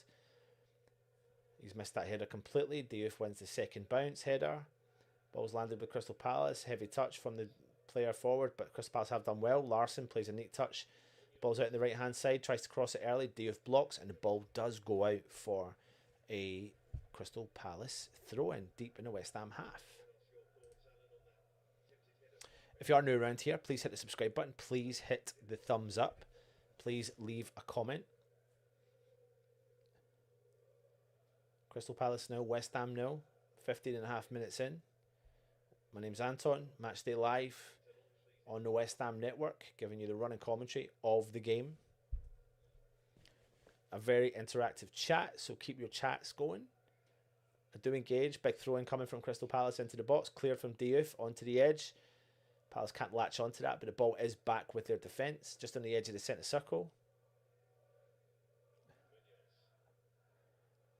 Ball's played back again to the Palace defence. West Ham start to get their kind of players in shape and their tactics in shape. Pablo's chasing down.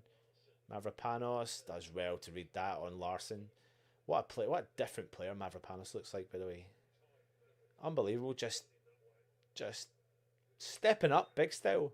Proving all the doubters wrong. Me included. 100%. Love that. Love being proven wrong. Love being proven wrong for the right reasons. Hate being proven wrong for the wrong reasons. Only human. Flick on there from Pablo. Tati can't latch onto that one, but the ball is going to fall with Somerville. He does well. Fernandez does really well to distribute that ball out to left-hand side for Diouf. He sees the overlapping run from Tati. He's inside the 18-yard box. Oh, he can't keep it in. He's taken a heavy touch, and he's tried to keep it in with his right foot, but it was out on the left-hand side. He's probably got to latch his left foot onto that, but he looks like he's uncomfortable in that position there.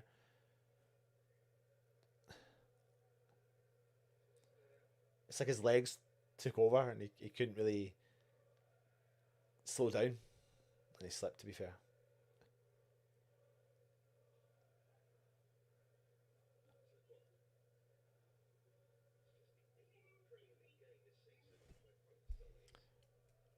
So if you are new around here, hit the subscribe button, hit the thumbs up, leave a comment. Anton giving you running commentary. Just straight up old school commentary. I hope you enjoy it. Disasi holds on to it in the back line, right on the corner flag for West Ham, knocks the ball, has to just take the ball out. It's Crystal Palace corner, throw in, and they've taken it early. 𝗪𝗁𝗀𝗏 has done so well to shield that ball from Johnson, because they've taken an early throw in, and he's found himself in a dangerous area, but 𝗪𝗁𝗀𝗏 just used his strength in his body to block that and allow Hermansen to come out and collect it. Anyway, 𝗪𝗁𝗀𝗏 plays the ball over to Disasi. Disasi switches the ball over to Diouf, who backheels it back into the path of Disasi. He goes for a big spray pass over on the right-hand side. Walker-Peters keeps it in with the header. Can Tati get in there? He can't. Crystal Palace do recycle that ball, though. The ball's landed with Walker-Peters, who does manage to keep it in. 𝗪𝗁𝗀𝗏 back to Walker-Peters. Walker-Peters plays the ball all the way back to Mads Hermansen.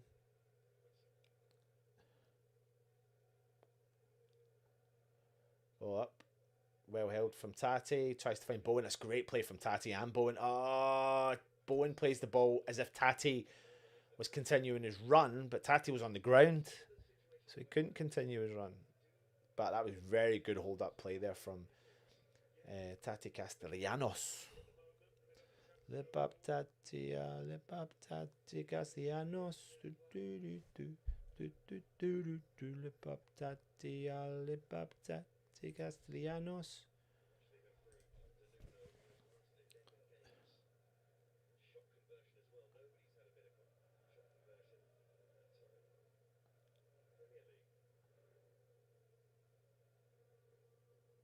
So we've got Hughes on the ball in the middle of the park for Crystal Palace.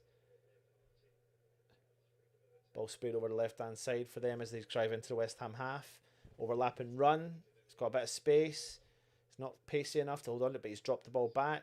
Big ball into the mix. Oh, I tell you what. It was that Johnson. Johnson's had a free header. It's a great ball from the Crystal Palace player, who I slagged off for not attacking that corner flag. It's a great ball whipped in. 𝗪𝗧𝗖𝗪𝗧𝗧. Do you know what?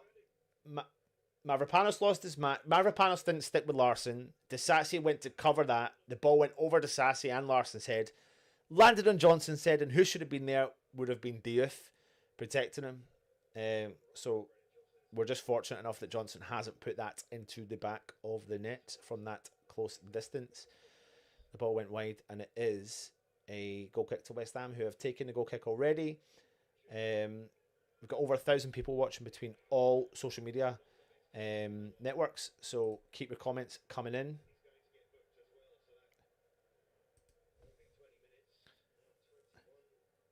That Johnson, Crystal Palace, picking up a yellow card there for the foul on 𝗪𝗪𝗀𝗃. Oh yeah, wild tackle at that stage. If you're new on what do you call this thing on YouTube, please hit the subscribe button. Please hit the thumbs up. Please leave a comment, but hit the subscribe button. Honestly, just come and give West Ham Network a chance. If you're on Facebook, like us. If you're on X, follow us. West Ham a free kick out on the left hand side. Mateus Fernandez is on it. West Ham have got the big men up top. Pablo, 𝗪𝗧𝗪𝗧𝗪𝗧𝗪, 𝗪𝗧𝗪𝗧𝗪𝗃. Then you've got Somerville and Bowen in the mix alongside 𝗪𝗪𝗪𝗃 Castellanos. Ball's going to get whipped in right to the back post. Tries to find 𝗪𝗁𝗃. He wins the header, and the keeper comes out for Crystal Palace and collects the ball. 20 minutes in, Crystal Palace 0, West Ham 0. What's your thoughts? Actually, give me your one-word review. One-word review for the first 20 minutes of the Crystal Palace West Ham game. 𝗪𝗁𝗃 does well to recycle the ball, but the ball has been cleared, and it is a West Ham throw-in. Halfway line. One-word review for the first 20 minutes.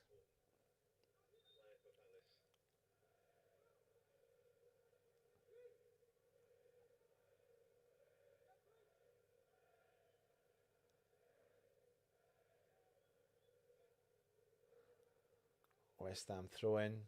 Kyle Walker-Peters. Tati back to Peters. Drives into a lot of traffic though.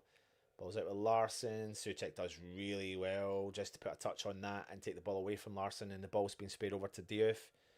Somerville and 𝗪𝗪𝗃's carried on his move forward. Somerville with the ball on the left hand side. He holds on to it, plays the ball into 𝗪𝗪𝗃. Somerville's fouled. Referee's going to pull up and give West Ham a free kick. We'll take that. We will take that. KJ. Eckham saying KJ. Iron Hammer saying unfocused. Keep your one-word review in for the first 20 minutes. It's been KJ, but it's actually been okay. I'm not bored. There's been times in the season I've been plenty bored, but anyway, West Ham have won a free kick in a reasonably dangerous area.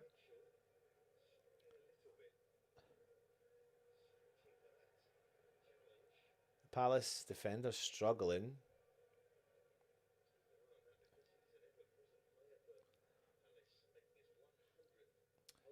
Mitchell just overstretched on a tackle from Walker-Peters, it was. Anyway, here comes a free kick. Somerville whips in. Back post. Oh, keeper reaches out. Collects that full stretch. I don't know if it was 𝗪𝗁𝗃 at the back post. Michael saying safe. Susan is saying just okay. Pablo again pressing from the back, from the top line. Walker-Peters recovers that ball, but the ball does go out, and it is a Crystal Palace throw-in their own half.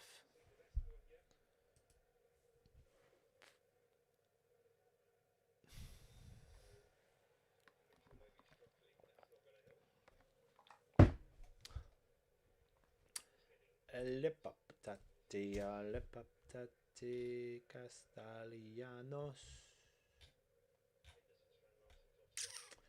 𝗪𝗁𝗪𝗃 Castellanos.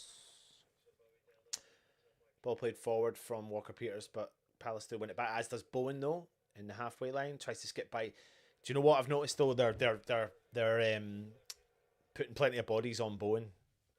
So any time Bowen gets the ball, they've got 2 or 3 immediately on him. So they're overloading Bowen, which it's not necessarily a bad thing if we maybe take advantage of that and clock onto it. But watch the next time Bowen gets the ball, how many players are on him anyway. West Ham pressing for... Oh!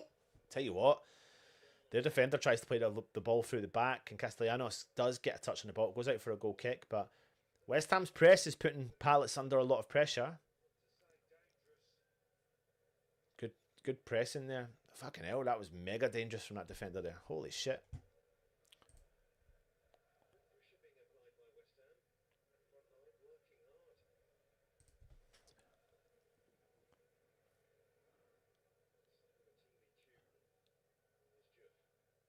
Diouf. Somerville through the middle. Turns, drives, loves that. Skips by one. Sprays ball over to Walker-Peters.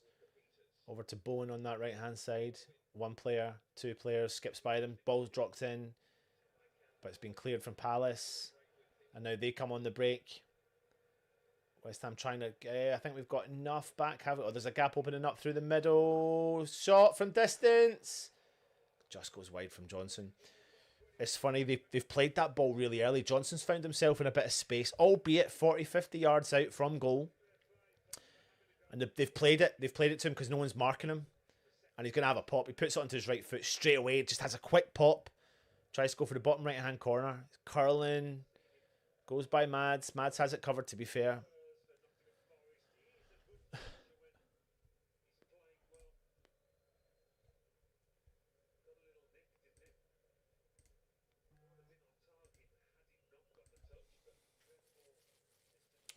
Ball punted forwards.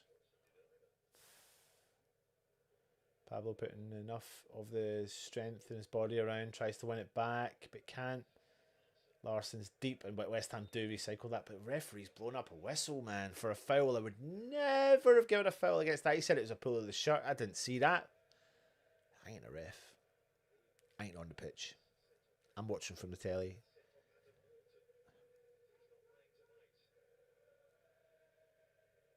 .27 minutes gone. Crystal Palace 0, West Ham 0. You're watching the West Ham Network live on YouTube, Facebook and X. If you're new around here, subscribe. Mads Hermansen comes out, goes for a big clearance. That's going to be all Bowen. I tell you what, Bowen, keep going, Bowen. Sprays the ball over to Somerville. He's in that position he loves. Puts it on his right foot. Shot. Oh, fuck. Where's the ball going to land? Pablo. Oh, for fuck's sake, Pablo. That was so shit. I tell you what. Mads Hermansen clears the ball. Crystal Palace on the halfway line collect it. Look like they're going to shoot from distance. Bowen nips in, creates something from nothing, plays the ball through for Somerville, puts it on. He's on his left foot, puts it onto his right foot. The Crystal Palace defender does read it well, takes a deflection, lands over to Pablo, but he tries to cut the ball back and finds it doesn't look.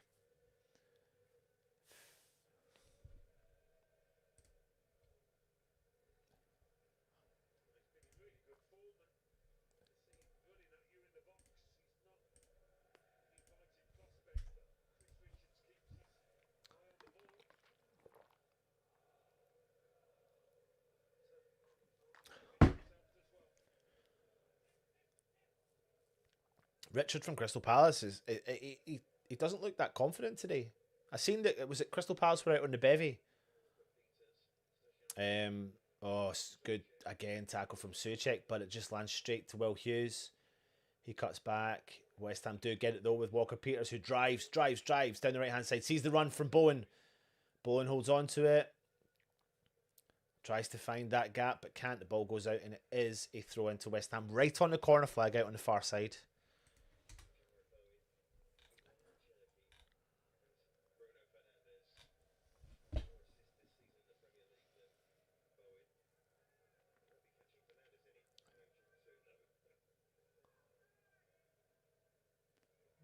I don't know what West Ham are going to do. They don't look like they're going to go long with that throw in. They've gone short to Tati, who goes for a big back heel. Cleared from Palace, out from the 18-yard box. Mavropanos is there, he does enough, and he puts the ball over to Diouf. Got a little bit of time. He's pressed from the Crystal Palace player, Somerville, on the halfway line. Plays the ball over to 𝗪𝗀𝘀𝘁. It's 𝗪𝗀𝘀. Matheus Fernandes. Good football from West Ham. No, Pablo. Back into Fernandes. He's out on the left-hand side in the West Ham half. Back to 𝗪𝗀𝘀𝗁, who plays the ball back to 𝗪𝗿𝗀𝗧𝗖. Holds on to it. He plays the ball over to the left-hand side for Fernandes. Tries an outside of his right foot to play the ball round the Crystal Palace players. He's taking the deflection. 𝗪𝗪𝘀 takes it early throw-in. Pablo back to 𝗪𝗪𝘀. Oh, he's found 𝗪𝗀𝘀𝗁. He's done well. 𝗪𝗀𝘀𝗁 sprays the ball over right-hand side for Walker-Peters. Takes a bounce. Walker-Peters collects the ball. Brings it down neatly. Sees the run from Bowen. It's too heavy. Oh, I thought the keeper was going to keep that in and Bowen was going to put him under pressure. But no, that has not happened. Oh, West Ham have got a corner. Who touched that? Oh, it did, yeah. I think the keeper thought it was going out, but is it Mitchell's taking a random deflection off of that? I don't think the keeper's realised. West Ham have won a corner when I did not expect. Here comes Bowen. Bowen's whipped the ball in. Where is it? Oh, it's been cleared from Richards. Diouf wins it. Oh! Oh, he was offside anyway. Oh, he was offside anyway. He had so much space in that box. Where the fuck did 𝗪𝗧𝗖𝗔𝗚? How did 𝗪𝗧𝗖𝗔𝗚 get there? Oh my god. Oh, he's a mile offside. Do you know what? He's not a mile offside, actually. He's not a mile offside. He is offside. He's just not a mile offside. Holy shit. Holy shit, Batman.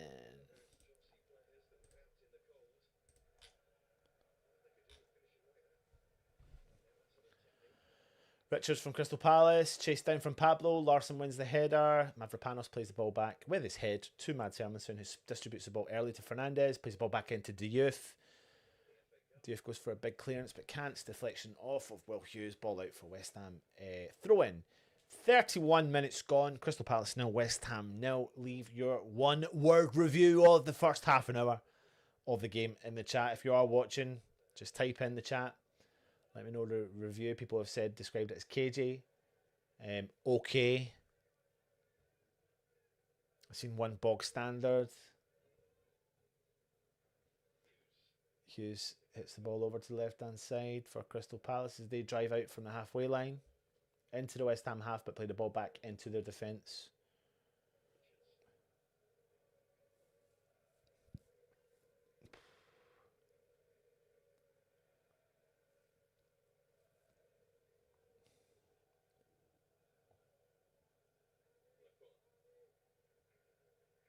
Richards just again, Palace, West Ham pressing quite well. Putting the pressure on Palace, making them panic in the back line. But they have come out with the ball. They still are in their own half, deep in their own half. West Ham just backing off slightly, not pressing too much.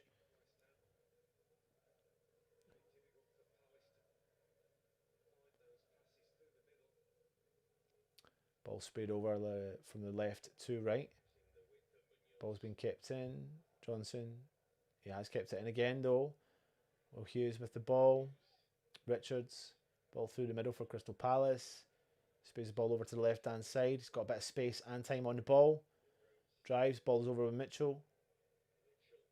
Big ball whipped in. 𝗪𝗪𝘀𝗁 does enough with his head, flicks the ball back and clear away from danger. Will Hughes has got the ball though. Plays the ball into some dangerous area. Fernandes drives into a little bit of traffic. He's fouled and wins West Ham a free kick. He's done well, to be fair. He's just a nuisance, an absolute nuisance, Fernandes is to the opposition teams. I am nervous. What makes you think I'm nervous? Are you nervous?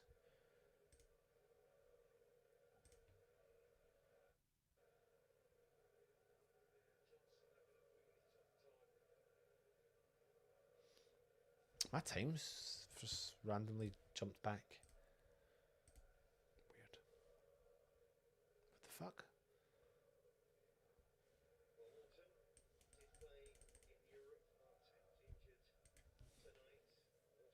Hmm?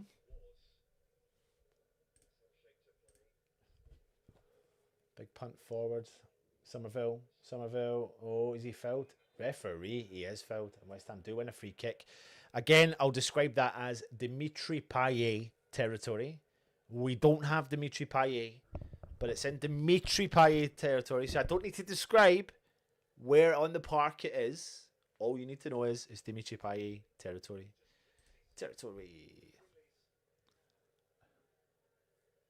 Yeah, he's clipped his Achilles as well, so to be fair, that's a yellow card, man. Oh, that's a fucking yellow card. That's right down the back of his... I don't think it's intentional. He's got to get a yellow card for that. It's gone right down. Imagine that's his Achilles on the back of his leg into his foot. That's his... Imagine... Oh, fuck. Disaster there. Don't need these. That's his foot. And he's scratched down there.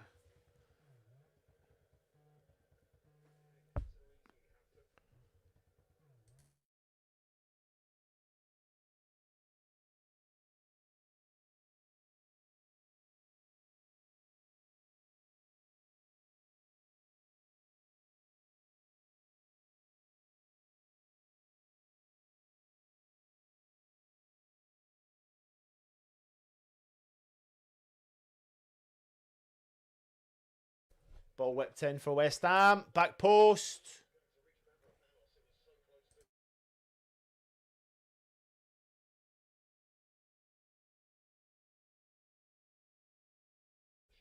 Oh, ball sped over to the far side for West Ham, but we can't get a hold of it. Ball's going out. Sorry, 2 seconds. Let me just... Let me get this phone call.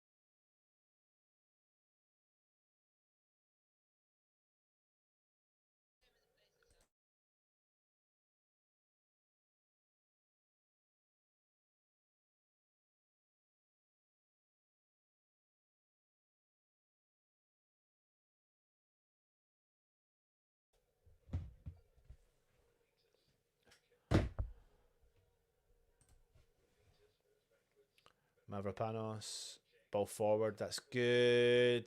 Oh, is that tries to be a Pablo cross, but he's...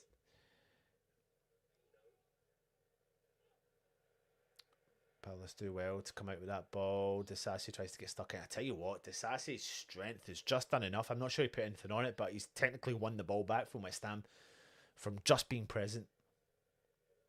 That's the difference between someone who's willing to put the body on the line. That's exactly what he did. Ball forward from Diouf. It's a great ball. Tati hasn't got the pace to get there.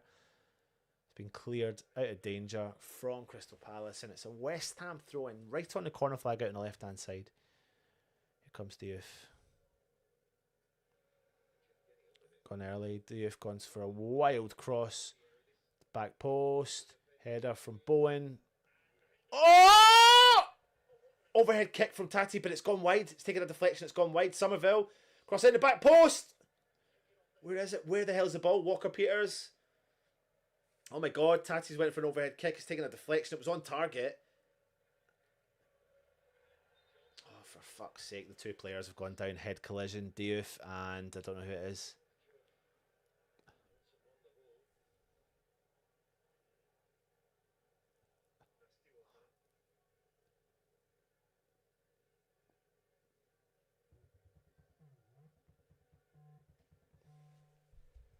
Right, both players are down. I need to take this phone call. I'll be 2 seconds.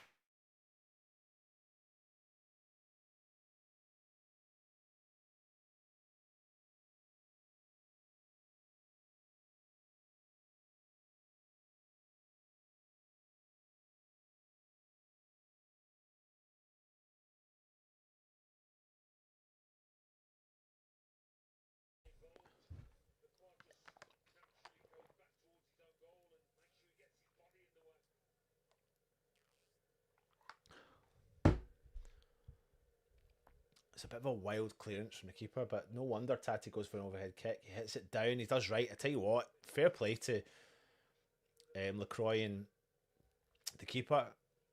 I don't know who actually gets the touch on it. That was the defender.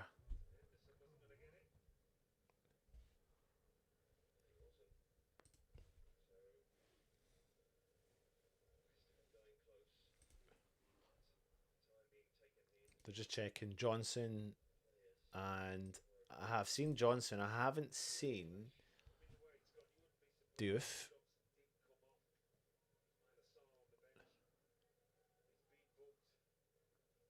Yeah, they're both down in the ground.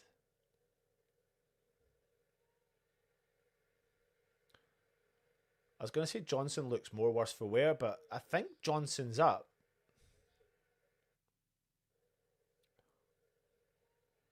This fucking time just keeps changing all the time.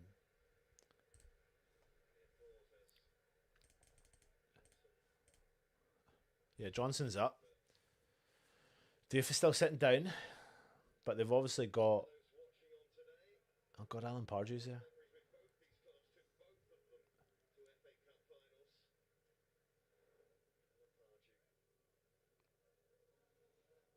Big Pards. Diouf's up. He looks alright.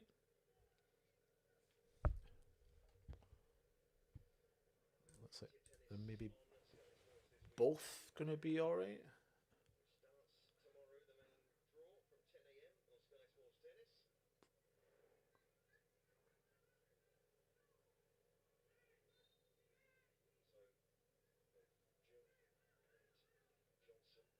I think Diouf and Johnson are coming back on the field.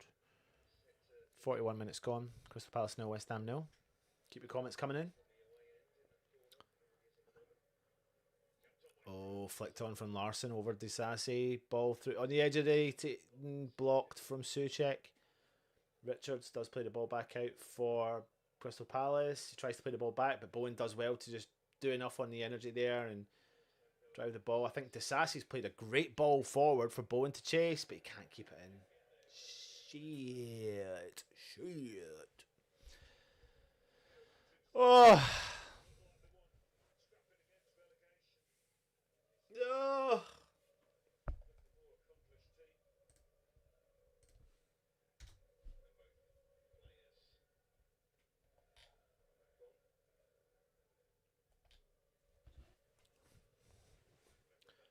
Mavropanos, heavy ball over for Walker-Peters, but he does get there. Punts the ball up round the right hand side for Pablo to chase. Pablo does get it though from the mistake from the Crystal Palace player. Oh, he crosses it in low, and it's being cleared from Crystal Palace, and it's gone out for a West Ham corner. See, there's the one benefit of Pablo. He just doesn't stop chasing the ball. And there's so many people that slag off sometimes his fact that he's not scored any goals for West Ham and they feel like he wastes chance, but it's everything else that he does that's brought so much game difference for us.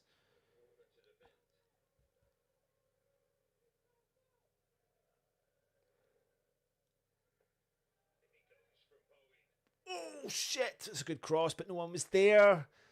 It goes over to the penalty spot. No one was there. Anyway, Somerville's got the ball. Back with Somerville from Diouf.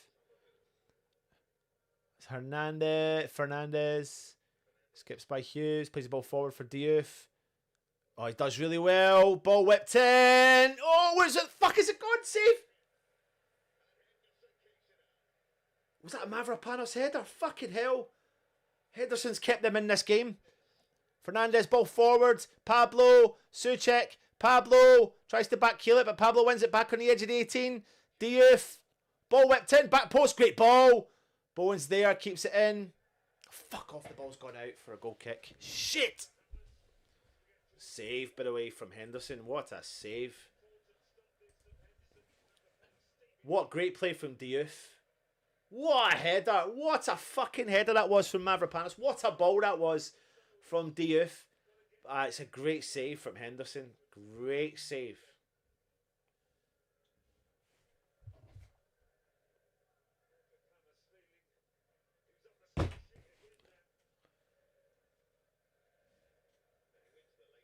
Ball flicked on from Pablo. Somerville chases. It's never fucking out. Play on, Pablo. Play on. Pablo plays the ball over to 𝗪𝗀𝗏 in the middle. It's great play from Pablo again. It's really fucking good play from Pablo. Don't underestimate Pablo's play in this first half. Really good hold-up play. Really fucking good hold-up play. Mavropanos over to 𝗪𝗧𝗖𝗔𝗚. 𝗪𝗧𝗖𝗔𝗚 plays the ball over to 𝗪𝗪𝘆𝗀𝗏. 𝗪𝗪𝘆𝗀 plays the ball forward for Pablo. Touches onto it. Great from fucking Pablo again, son. Oh, he's giving the ball away. Fuck. Oh, shit. Shit. They've got the overlapping men. Mitchell's held on to... I tell you what, Mitchell's held on to that too long. We're lucky that was fucking Mitchell. I was so... Do you know what? It was so good from Pablo, and then he just fucked up with his final pass.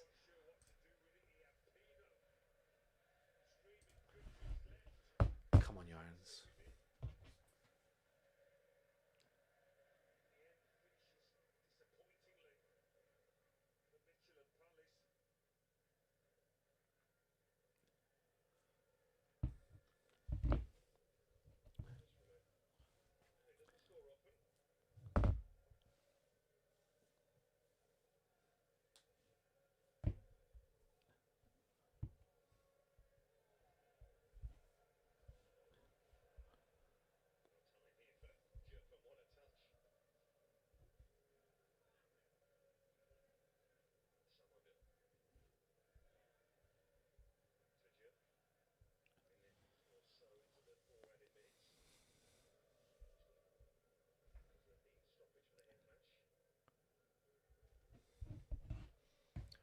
Crystal Palace do have the ball. There's 4 minutes of added time. Not even added that on, so apologies, everyone. Fernandez sprays the ball over left-hand side. Ball's too heavy. Ball goes out. It's a Palace throw-in.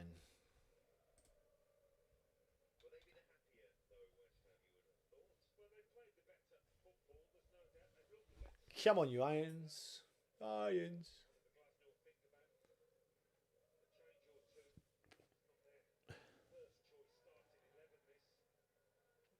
Ball spit. Oh, Bowen latches onto a mistake, but then it's too heavy and it's cleared from Palace and it's gone out for a West Ham throw-in.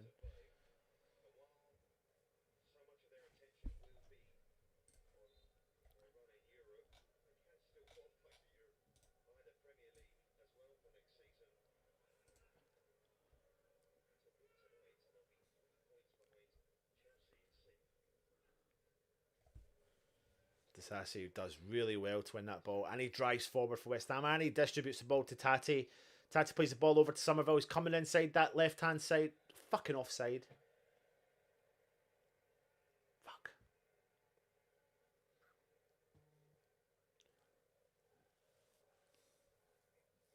Is he? Oh, yes, yeah. I do not know how the linesmen do the job. I don't know how referees would do the job, to be honest with you.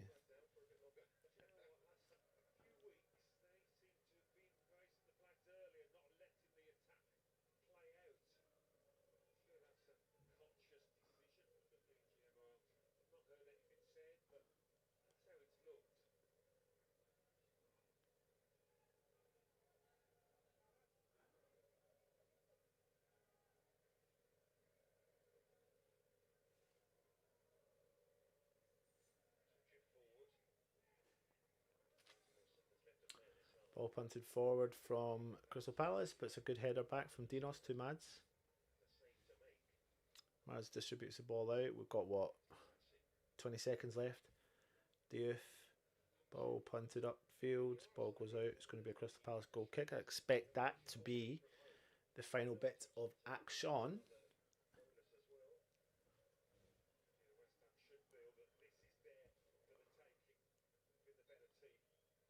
And there you go, everyone. Half time for the game. So, question for you. Give me your one-word review for the first half. Well, hold on a minute. Don't, because I didn't realise we do have DJ Russie B kicking around in the background because he failed to bloody tell me. Anyway, it's okay. Russ, I'll let you do the magic. I'll be back for the second half. Much love. And that's my word. That's my thing. One word match. half-time analysis. Fuck's sake. Literally, you leave your station for 1 minute, he takes over. Obviously, West Ham, Crystal Palace 0, West Ham 0. A strange game, isn't it? It's a bit of a strange game. There's definitely nerves there. Definitely nerves, particularly when we come to, it seems that final third, it seems that last ball, that last bit of, I don't know, is that sort of, I mean, Henderson's kept them in the game. You know, the main man, Dinosh, right, you know, a couple of minutes before the end of half, you know, good header. It's, yeah. Let's have a look. Let's get you one word match. Half-time analysis. Promising, content, expectant. We can win this. That's 4. Encouraging. Okay for Spurs. That's 3. 2 close ones. That's 3. Nearly. We looked best team, says Trudge. That's 4 as well. So everyone's counting very well. Impressive by Trudge. Trying, says Michael. Yeah. I mean, I mean, let's have a look at. Let me get the stats up. Let me bring the stats up and we go through that. Hopeful, says Husey. Yeah, I think it's a great shout. I think hope is a good word. There's definitely hope here. I think honestly, my brother's so funny. So I was put on a group WhatsApp. I just see it like 2 minutes for 8 o'clock. Arsehole like a rabbit's nose. And Tom has been saying that all day at work. Hopefully not. Otherwise he'll get sacked. It's a strange one, isn't it? It's you can, it's clear on their face that there's an intent there to move forward with the ball. I think there's for me. I think Bowen's overrunning. He's been hounded out a little bit. I think there's quite a few times where he's got 3 or 4 men on him. I think there's definitely more joy down the left hand side with Somerville and Diouf. I think Diouf's got the right back on toast a couple of times. I thought Fernandes has been brilliant in the midfield. You know, he's controlled it well. He's been dogged. He's gone for the ball. He's tried to release it. I think clearly without Wharton there is we can dominate that midfield even more than we are now. I think Will Hughes is a good player, but nothing special. I think Jefferson Lehmann's a good player, but nothing special.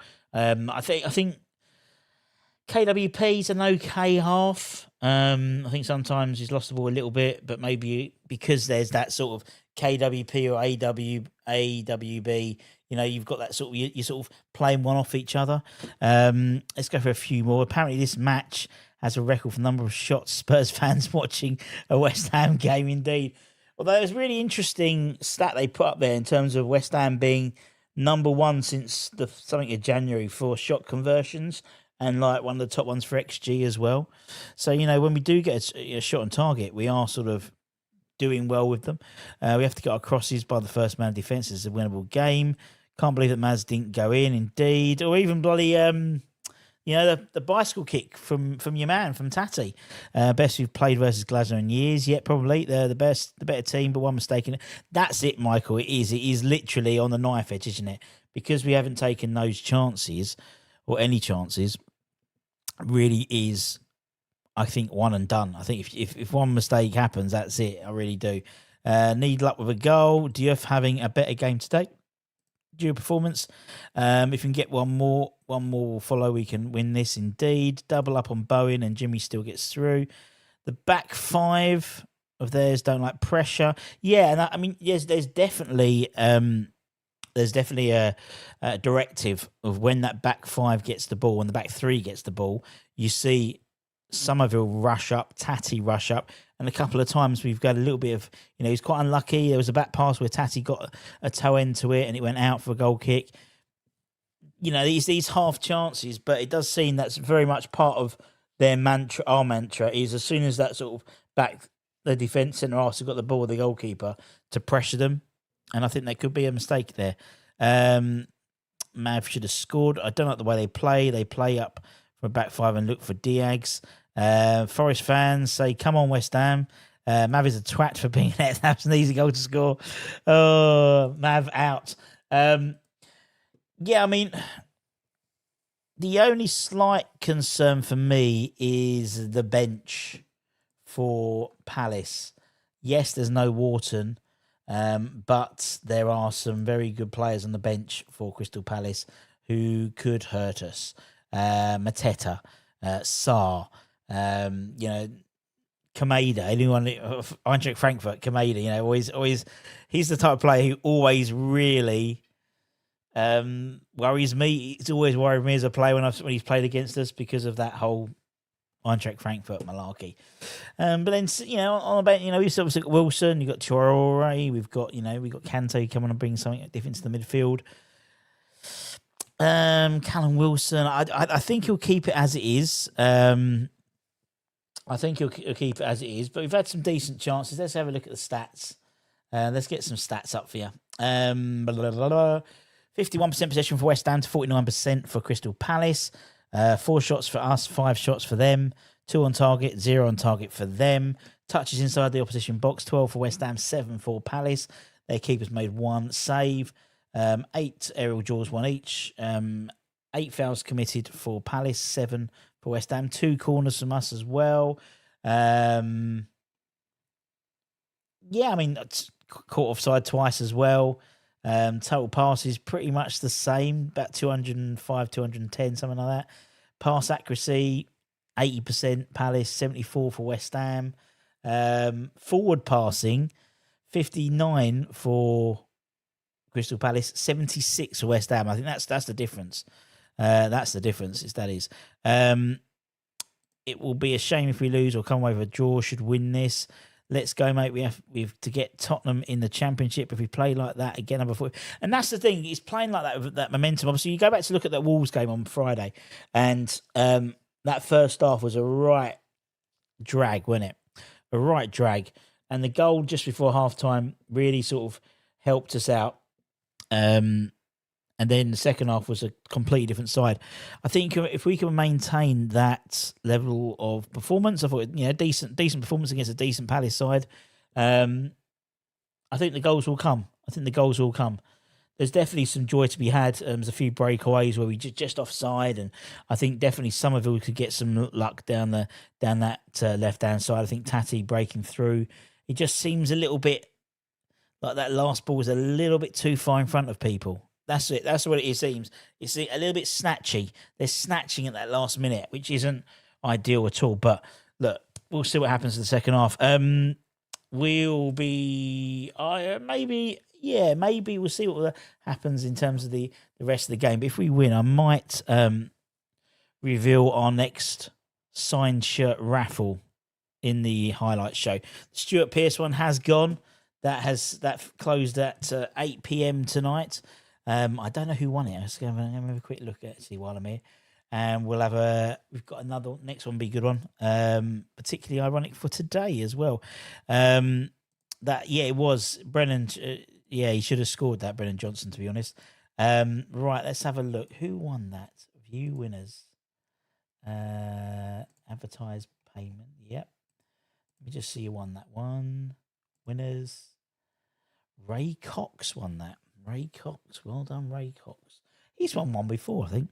Leeds safe now. I don't think not just yet. I don't think they're safe just yet. They're almost safe, but they're not safe just yet. I think there's still a lot of football to play, and particularly with Leeds, they still got to play Spurs, still got to play us as well. 39 should be safe, but I think they're probably. I think you probably need. Someone said on TalkSport today that 10 wins usually keeps you up, and I think Leeds need 10 wins. That would get 142. And then you won't need 42 points. Not like we went down, but they're not 100% safe yet. And if you got to think realistically, looking at this, they've got to play Spurs. They got to play us as well. So that could be a 6-point swing, probably, maybe not. There's still a lot to play for. Obviously, we're currently 2 points clear of Spurs. Obviously, we're drawing. And a victory puts us 4 points, which is a game week in between us. So, even if we lost them and they were 1-1, we'd still be a point in front of them. So we need another, week. So it's going to be tight. I reckon that if we don't win this game, most likely to get relegated. I don't think so. I still think Forest have got something. They played very well against a very poor Burnley side yesterday, but they have the Europa League series of matches against Aston Villa, and there will. It's the semi-finals of the Europa League. If they win that, they could be in the Champions League next year. So, they seem too good to go down. But God, we went down with 42 points with Joe Cole and Michael Carrick and people like that. So anything's possible, isn't it? But I just think, Gio did a really interesting thing the other day about how many points needed. We obviously did something as well. John T. Coleman did a thing about 37 points now being the minimum you need. Now it used to be 30. Well, on average it's 36, basically 35 and a half points. 30 to 36 was an average over the last sort of 20 odd years since the Premier League's been a 20 team league.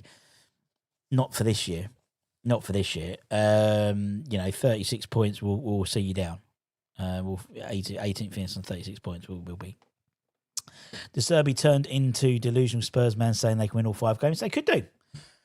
We could win all 5 games. Wolverhampton Wanderers could win all. And people are dismissing Wolves. People dismissing this Wolves game for Spurs. Wolves at Molineux are not the same Wolves that we beat at London Stadium. Molineux will be rocking. Because they're all but down. Actually, I think if we win today, are they down if we win today? I think. What was it? So if we win today, we go on to 35 points, and I think Wolves have got. They've got 17, haven't they? So 5 times 3. So they've got. No, it's wrong, isn't it? 5 times 3, yeah, 8. No, is it 15? Yeah, they can get 32 points. No, are they already down then? I don't understand. Anyway, doesn't matter about that. I just think there's I just think that they're looking at the teams they've beaten. They've beaten Arsenal. They drew with Arsenal. They beat Villa. They beat Liverpool as well, didn't they? At Molineux over the last few weeks. So yes, we shall wait and see. Yes, no, he did. He had one of the Wolves guys had to leave, didn't they? I think you're right, Con. I think it'll be a draw. And obviously we play David Moyes' Everton side and have not won 115. Why would they suddenly win 3 games? Exactly. I think they might win. I think they might beat Leeds at 3 Point Lane. Just because Leeds, that would be the. Is that the one? Will they play Leeds for the FA Cup final? I think they play on the Monday, and the FA Cup final is on the Saturday. So I think Leeds they could be if Leeds got through to the finals. If they don't, then Leeds will be pushing for as many points as they can because obviously every place is a few million quid, So they're only 3 points off Newcastle. We've got to play Newcastle. Newcastle are dropping like a stone. So much so they're in my simulations that I do. Only 10,000 simulations every game week. Newcastle are in that group now because they are. But yeah, if we don't win, I can still beating Spurs, put us back in, and not confident again. All 3 against Everton. But it's one of those things where it's a game at, it is one game at a time, isn't it? One match week at a time. And Tom said it the other day. He said it like, when you're watching like the boats, when they're doing the rowing, and Matthew Pinson and Steve Redgrave, and you see the camera angle, and it's sort of they go like that, and it's like that at the moment. It's like all West Ham, now Spurs have got no, it's like that. Now it's like that. Now it's like that. They will not roll over Spurs. Well, if they've got an FA Cup game, FA Cup final happening on the Saturday, we did that once, and we played Liverpool. Do you remember? And we got players set off on each side. So you would see, but in similarly, and that's why I think when they put out a weakened side, that weakened side thinks actually if I have a decent game, I might get into the squad. So there we go. With the remaining games, I think Forest are going to be in trouble. I really do think Forest are going to be in trouble. They really are. I just think with all that stuff going on, with everything else going on, what's he said? Going for a pee. Why has he got? He said Anton's had 15 minutes to go for a piss, right? And he just texts me 1 second before they've kicked off. They have kicked off, by the way. A draw is okay. Yeah, it is. It's still in our hands. We're still even the draw is still 2 points above Spurs. and that makes a massive difference. Strad Larsson's gone straight down from the kickoff. 𝗪𝗏𝗀𝗧 standing over him, chewing his gum like an absolute G. I don't know what he's done to him. Poleaxed him. Let's have a look. Nah, it's all right. He's gone up with his shot. He's gone up and he's absolutely clattered him. Perfectly fair. Perfectly fair. There we go. Yeah, no, it was a wee. It wasn't a poo. It was a wee. It was a wee. It was a wee. Right, he's back now, so I'm going to remove myself and I'll see you at the end. Oi, oi, Savaloys! No changes in the second half. Welcome back to the West Ham Network. I did go for a pee. No, you can't. No. No, you just need early nights, little ones. The kids are asking. Hold on a minute. Crystal Palace hitting the ball in. No, you do need early nights tonight. Definitely. Melissa, come on your irons. Come on your irons. Good girl. Love you. Night, night. What do you say to everyone? Come on your irons. Good lad. Dad, that's ahead of that. No, I know.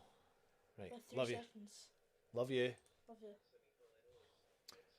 Ball's dropped into the West Ham box. Oh, ball's gone out. West Ham goal kick. The kids are desperate to stay up, but I'll tell you why, and I'm not being a party pooper. Nugget Features, has had not much sleep because he played tennis competition all day yesterday. We got home late, and then I woke him up early because we watched the wrestling. So he needs to go to bed. That was a promise.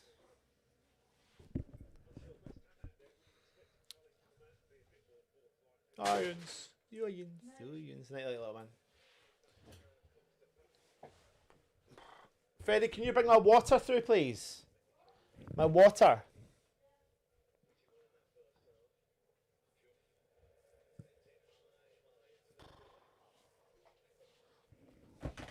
Cheers, geezer. Love you. It is mean-spirited, but I tell you what, man, he was done. Like, because we got in late, and it's the first day back after the Easter holidays, and we didn't plan on being that late last night. I think they went to bed at like 10:30, and then Freddie got up at 6 this morning. So I was like, listen, no matter what, you've got to go and have an early night's sleep. Anyway, Crystal Palace throw the ball into the box. 𝗪𝗪𝗀𝗧 does enough to clear out of the danger area. Fernandez drops the ball into Diouf, who clears, and the ball goes out. It's a West Ham goal kick. It's an interesting game, innit? It's an interesting game. I'm kind of looking at the teams and I'm thinking, what changes this? What changes this game? Let's have a little look at the starting the bench. Areola, Wilson, Adama, Todibo, Magasa, Wan-Bissaka, Scarles, Potts, Kante. For me, I think the obvious two probably are Adama Traore and Wilson.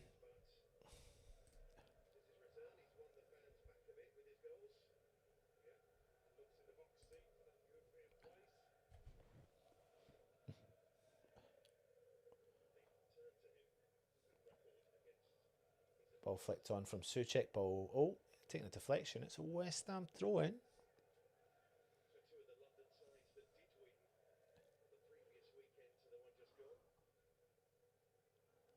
Throw-in from West Ham. Walker-Peters chips the ball into the path of Bowen down that right-hand side. Tries to cross it. Wins West Ham. Is that a corner?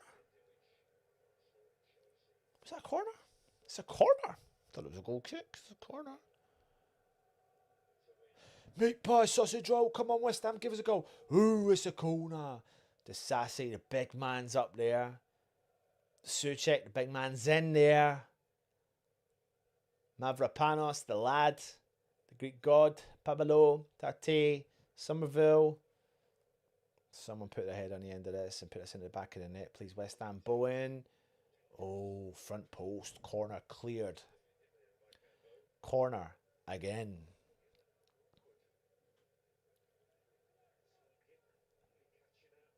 I was swinging in. I think Henderson would have been behind the defender. Here comes Jared Bowen, though, for a second corner on the trot. I can't get any kind of height on that, and it's been cleared at the front post. Low. Fernandez recycles with that ball. Walker-Peters skips by one of the Palace players, plays the ball out wide right for Bowen. Into 𝗪𝗁. Great play between him. Oh, it's a dummy from them. Good football. Slided to Bowen on the edge. Oh, he takes a shot. It's taking a deflection. 𝗪𝗧𝗖𝗛𝗏 does enough. It's great. Fucking great from 𝗪𝗁. Fernandez plays the ball out wide right for Walker-Peters. Go, go, go, go, go. Cross it in low. Bowen. What's Bowen going to do? Oh my God, where is it? Fucking hell, I can't keep an eye on it. Oh, the players have let it bounce. Crystal Palace have let it bounce in the box. And they've cleared. Shit. There's good pressure from West Ham. Much better from West Ham.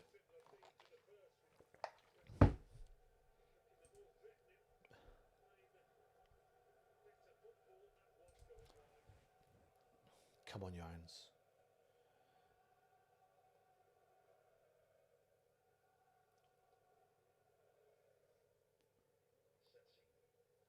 Larson, good from 𝗪𝗧𝗖𝗛𝗏. 𝗪𝗁. 𝗪𝗏𝘆𝘀𝗀. Fucking thing again.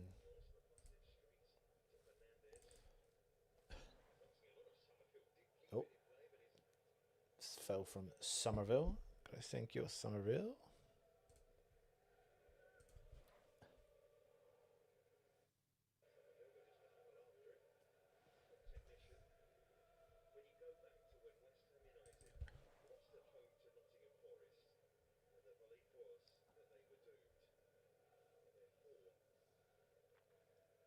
Palace playing the ball out from the back of their defence.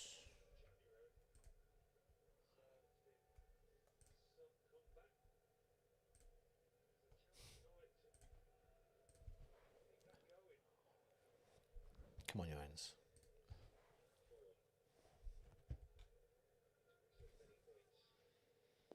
Palace just playing the ball. West Ham starting to press from the back line, trying to put them under pressure. Bowen starts to press. Ball's back with Henderson of the Crystal Palace keeper.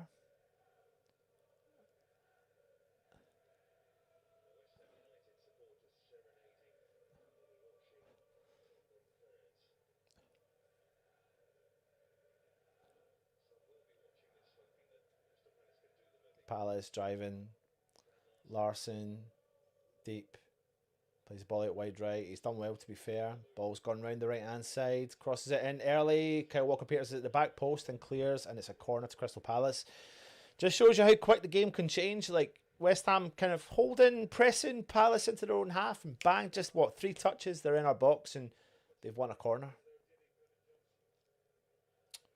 53 minutes gone. Crystal Palace 0, West Ham 0.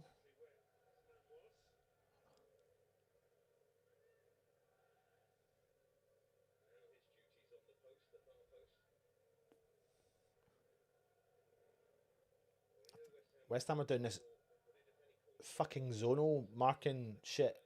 So they're not actually marking a player. They're just zoning out the areas. Anyway, West Ham have cleared the ball with Jarrod Bowen.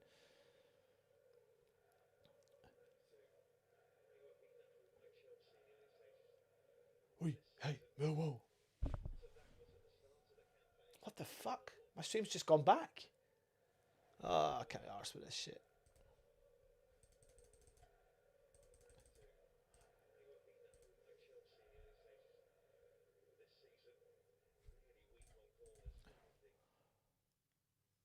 Oh, for fuck's sake, what is going on here now?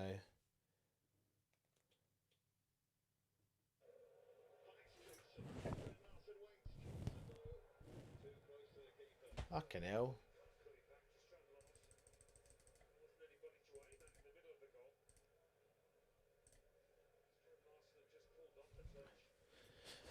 KNL.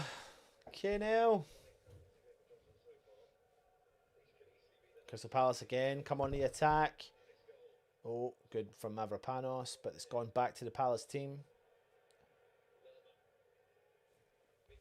Mitchell down that left. Ball's inside the West Ham box. Walker-Peters has done enough. And he wins West Ham a foul. Fair play.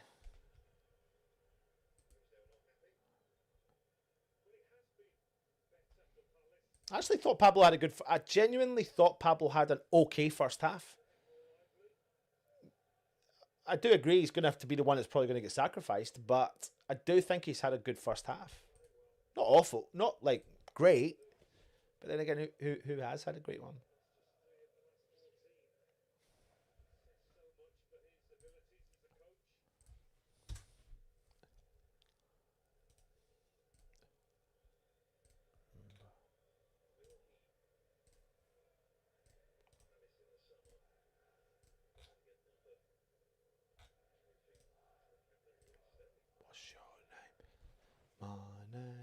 is Ludo Miklosko. I come from near Moscow. Pablo Walker-Peters is having a great game, to be fair. Great ball out to Bowen on the right. Crosses it in low. Deflection form to Pablo. Oh, he's fucking put his foot through it, and he knows it's been blocked from the Palace defender. And he knows he had that split second to put his foot through it, and he nearly did, and it was blocked. Larson from Crystal Palace on the halfway line. Will Hughes takes a heavy touch. Oh shit, there's a gap over on the right-hand side. Ball whipped in. Back post. Who the fuck took that away? Stavropoulos. Fucking hell. Konstantinos Stavropoulos, the best name in football. Modern football. Konstantinos Stavropoulos with the header to clear it from the box. It's a great fucking defensive header, by the way. It really is. What a header that is. Do you know what? Stavropoulos, he even has a time to look back and see where the opposition player is. Great clearance from Konstantinos Stavropoulos, the Greek god defender. Dinos, the man who's proven many people wrong. Corner whipped in. Cleared from Diouf. Back to Palace on the edge of the West Ham box. Hughes. Beg up and under. It's landed with the... Bowen's done well. No fucking way. He's gone down, but Bowen's gone up. And he's still got the ball. Bowen fancies himself. Shit, man. Mitchell's done well to just win that ball back from Bowen. That's really poor from Bowen. Pablo's trying to get stuck in. Palace have got the ball through the middle. Ball out on the left-hand side. Overlap and run. Crosses it into the box. Cleared from Disasi. Palace. Back to Hughes. Skips by one. Fuck off, ref. Fuck. Oh, right off, mate. Right off. Free kick. Palace.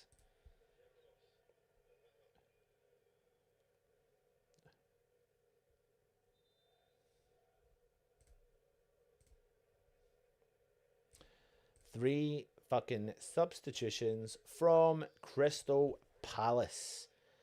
Mateta, who we all know very well.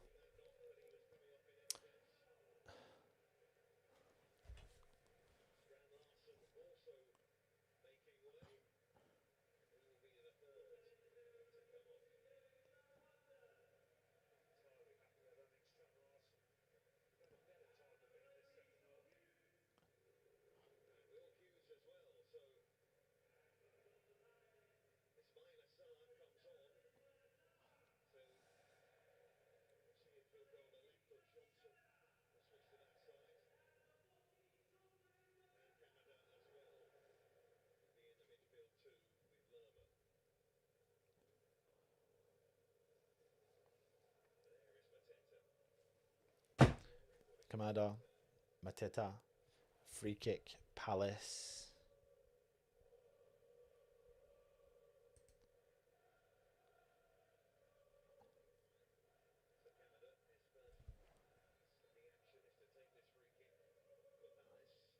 Ball whipped in from Crystal Palace. Oh, header, the back header. It's just landed into the hands of Mads Hummingson. He rolls the ball out for Kyle Walker-Peters. I tell you what, sometimes I see really fucking good runs from Pablo and we don't play the ball. Sometimes I just wish we had that player to just go for it, man. Sometimes I had that vision to play that ball, that penetrating pass. Pablo does make good fucking runs, by the way. He does. I'm telling you that now. I'm sticking up for the man. He's doing it again. I can see him now. Nearly made its way through. Axel Disasi collects the ball, plays it into Fernandez. Run from Bowen. Bowen's going to latch onto that. Oh, I tell you what, he nearly gets it. He has got it back, though. He's surrounded by a lot of players, but he's played the ball back into Walker-Peters. Ball whipped in from Fernandez. Back post. Richards clears it. Other Crystal Palace player over the second ball. Pablo. Fuck off, ref, man. It's so boring. Oh, it's just blowing up for just standing your ground. Like, oh, it's so boring, ref, man. Football's just so fucking boring. Oh, for fuck's sake, it's so boring. It's so fucking... It's pathetic.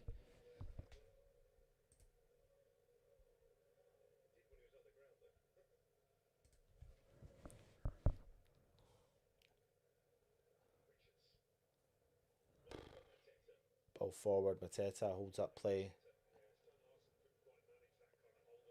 Great play from Mateta. Ball down the right hand side. Ball whipped in. Mads Hermansen spills and collects. Fucking hell.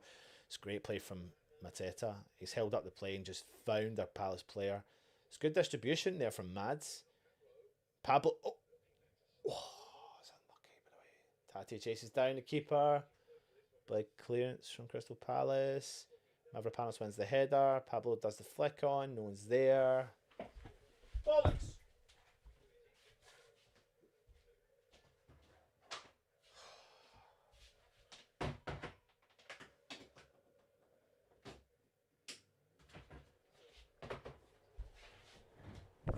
Jesus Christ. Mads Hermansen collects the ball. Irons! Let's get these feet nice and warm. Ball's played back to Mads. Mads plays it back to Dinos. Jesus Christ. Big clearance away. Pablo goes down. Tati goes down. I don't fucking know who goes down anymore. Pablo. Tati wins the ball in a midfield. I mean, Tati goes down, right? I mean, listen, West Ham have won the free kick, but it's pathetic. Football is... Let me see. Just like a bit more of a rougher game in it. Diouf's done really well. They can't get onto the second ball. It's cleared from Palace as they start to drive from their back line. Bowen chases down the defence. West Ham putting the pressure on. Palace come out with it, but West Ham have regained with Disasi. Heavy touch into Fernandez. He spaced the ball out to Walker-Peters down that right hand side. It's overlapping run there. Bowen can't get in front of the... I tell you what, Crystal Palace defender's done really well against Bowen there. It's causing Bowen a bit of problems, to be honest with you. Disasi chests the ball down. Great from Pablo again. Fernandez on the edge of the box. There's no one there supporting him. He's playing it into Souček. He's fouled on the edge. West Ham play advantage. Diouf, ball, back post!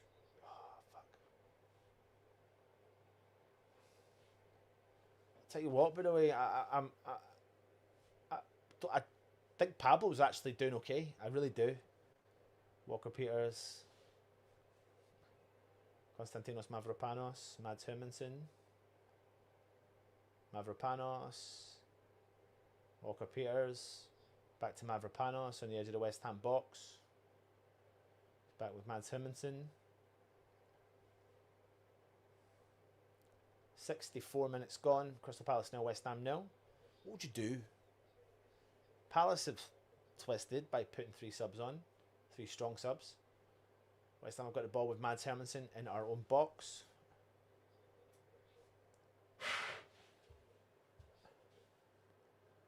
Somerville has not been involved, but I tell you what, he's done really well there. What's he going to do? Oh, fucking... Tati! Penalty's gone down. I don't fucking know what's happened. I don't know how he's not... I don't know what's going on there. Somerville has been really quiet in this second half. Just gets involved with a bit of explosiveness. Palace player slips. Tati comes in. Oh, Jesus, man.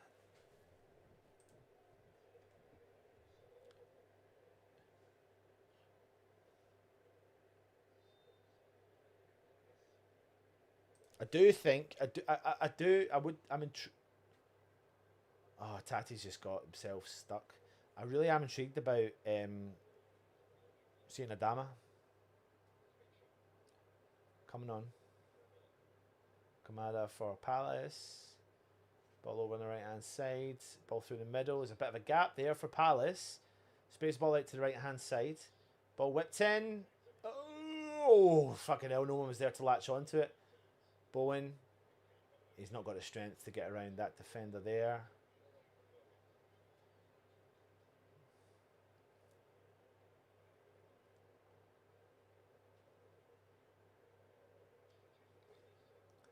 Stats for the game: 6 shots each. 2 on target for West Ham, 1 for Crystal Palace. Oh, fuck. Ball's being headed into the path of Mitchell down that left-hand side on the edge of the 18.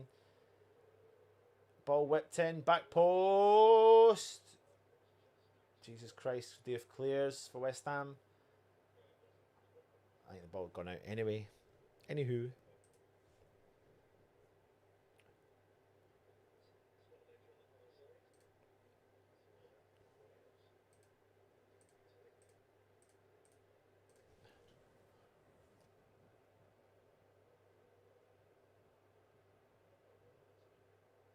Ball hadn't gone out. Linesman made a big fucking error there.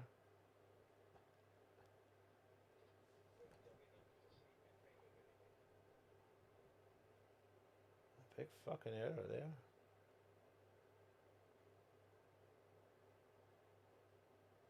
Ball punted forward from Mads Hermansen. Pablo again getting himself involved. Good second header there. Tate on the edge. Oh, stopped in the back heel. Don't want that there. Oh, Bowen on the edge. What's going on? Back to Tate. Pablo. Fernandez. Diouf. Cross in the box. No one there. I think we've won a corner. We've had to because we have won a corner because even though there was no West Ham player there, the Crystal Palace player could not take a risk. It was a slight glancing clearance header. West Ham have won a corner. Please West Ham. Please West Ham. Please West Ham. Please West Ham. Jared Bowen. Get that ball in the mix. Someone put it in the back of the net, please.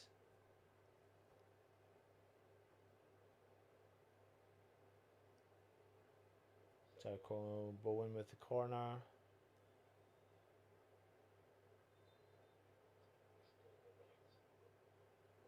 Ball whipped in. Back post. Henderson spills it. Oh, he gets a touch on it. It's cleared from Crystal Palace. Diouf into the mix again. Oh, fucking hell. 𝗪𝗁𝘀𝗀𝗧 trying to do a looping header from outside the box into the net, but it does not work.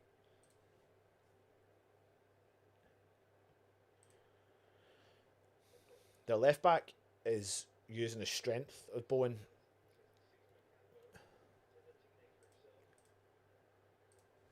Souček. Ball up over the top for Bowen to chase. The guy's coming all over Bowen. Bowen's done well. Still got it. Plays the ball into the path of Souček. Oh, he tries to skip by the player, but Commander does recycle the ball. And he drives out from the back line for Crystal Palace.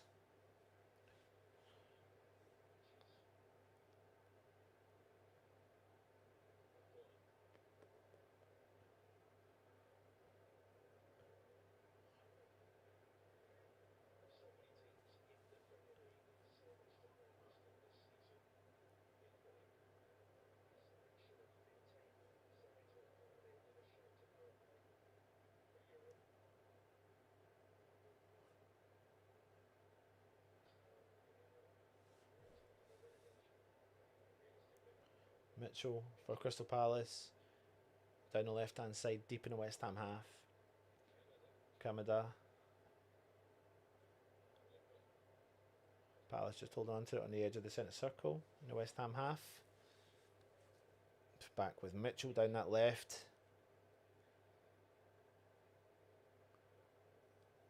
Cuts back.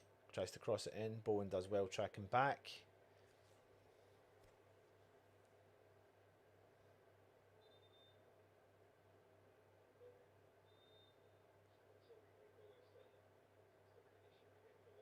What'd you do? So I know there's been chat going on about the substitutions, but nothing yet from West Ham, nothing yet from Nuno, but it looks like it's going to be a big throw coming in from Palace.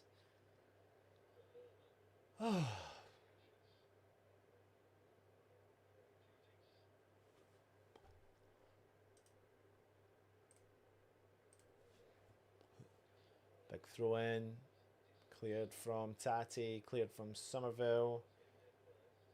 They've won the second ball, third ball should say. Diouf let the ball bounce in the box. Has landed with Palace inside the West Ham box. Mateta out over there, crosses it in low, cleared from 𝗪𝗁𝘀𝗧𝗖. 20 minutes to go. Crystal Palace 0, West Ham 0. Ball's gone out. Palace throwing, just about the halfway line.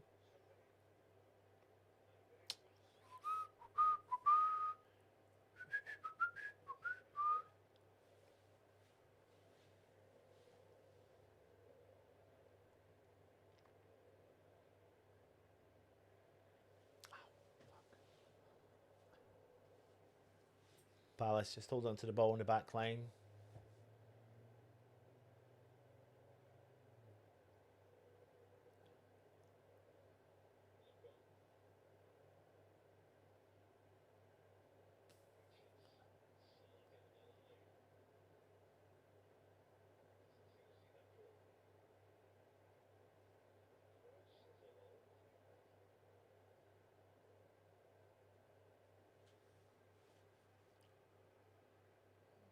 Ball punted forward.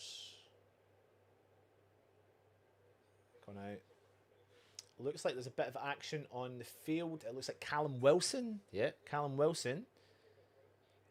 I'm assuming it's Pablo. I'm assuming it is Pablo. And we might just go with full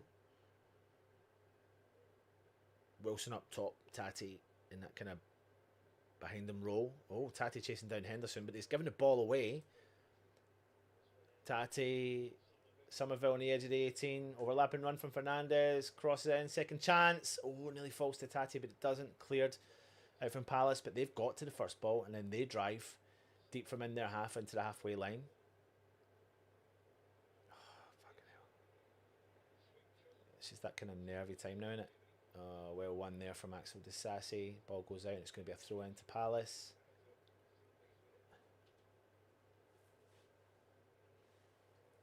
He just peed before me. Fuck. He did though.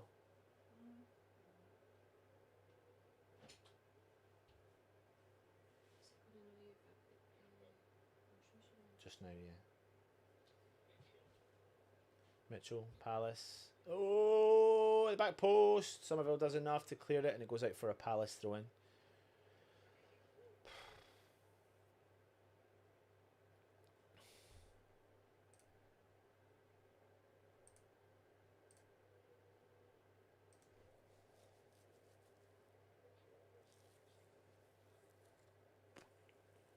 Another big throw in from the Palace.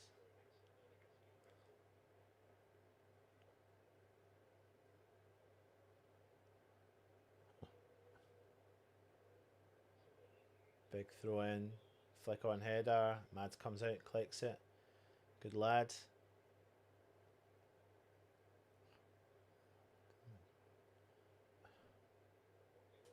Diouf. Somerville.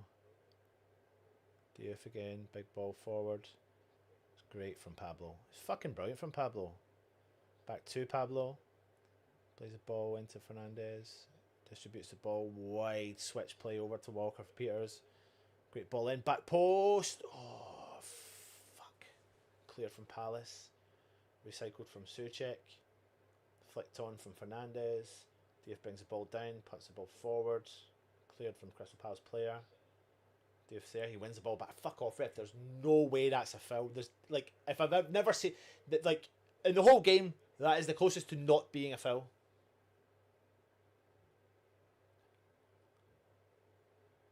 That's fucking ridiculous. Honestly, so shit, man. So shit from the ref.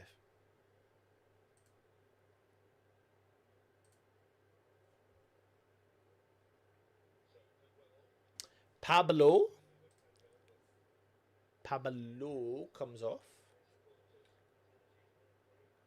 And we have Wilson.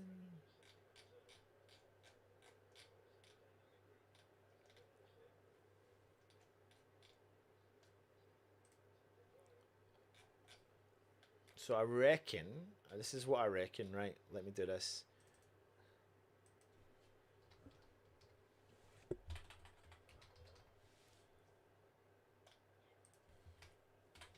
I reckon it is going to be a little bit like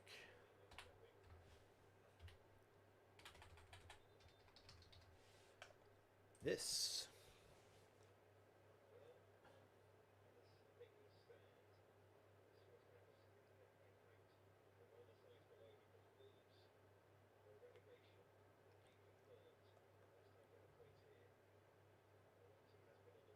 Ooh, Palace get the ball. Mateta's got a little bit of a gap down that left-hand side. West Ham have got bodies. Crosses it in early. Fucking hell, by the way. It was a good cross, but Mads Hermansen does do well to click that ball. Like, let's just get fucking Wilson. Let's get physical. Physical. Physical. Magical. Ball's landed back with Tommy Souček, who's playing in the left-back position right now.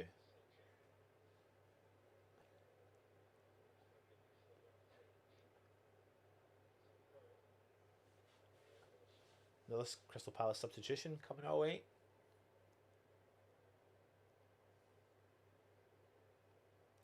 Disasi just holding on to that. Walker-Peters, Fernandez, back to 𝗪𝗏𝘀𝗠𝗧.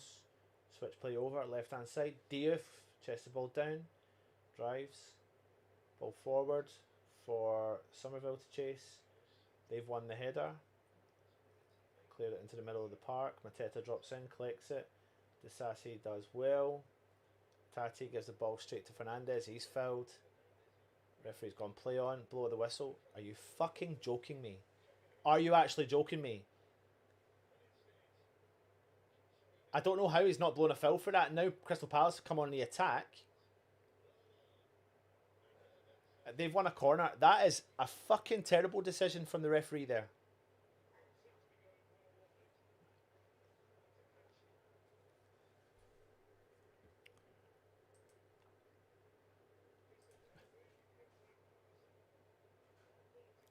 Mads spills the ball from a shot that's going wide. Like, well wide. I think he's just tried to hold on to it, to be fair to him, but he's spilled and it's gone out for a corner, Crystal Palace. Comes another substitution there from Crystal Palace. Johnson comes off. And Justin Devaney comes on.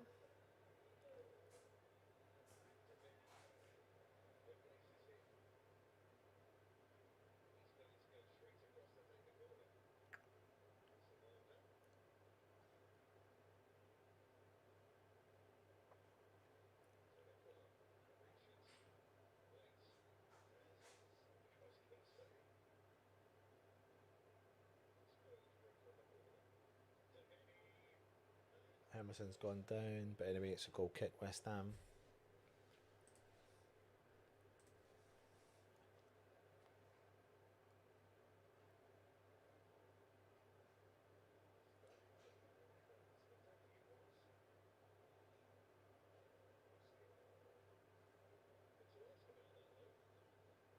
It's the first time I've really noticed the wind in the game.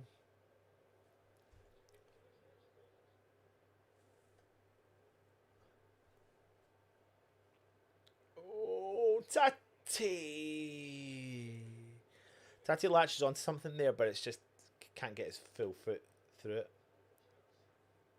Half a chance. Shot on target. It's great. Do you know what? It's great strength to hold off the player from Callum Wilson, that was.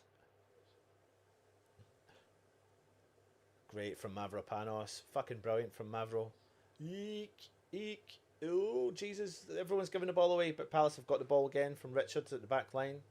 He's driving forward, plays the ball out on the right-hand side.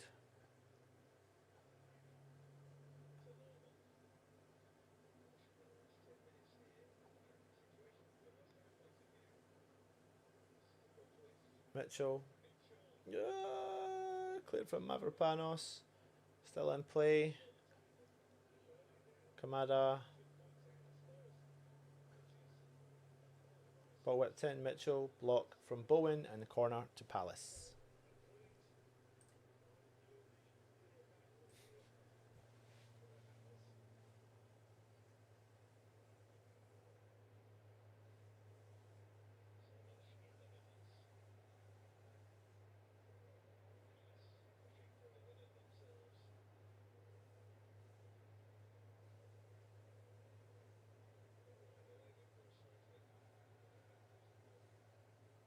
Corner Crystal Palace.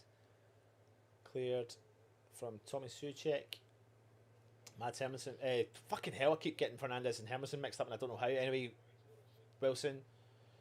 Halfway line, driving into traffic. It's fouled Kamada, but Kamada still got the ball, so referees are really play on. I don't know why I'm saying Mads Emerson every time Fernandez gets the ball. Palace playing the ball out from the back.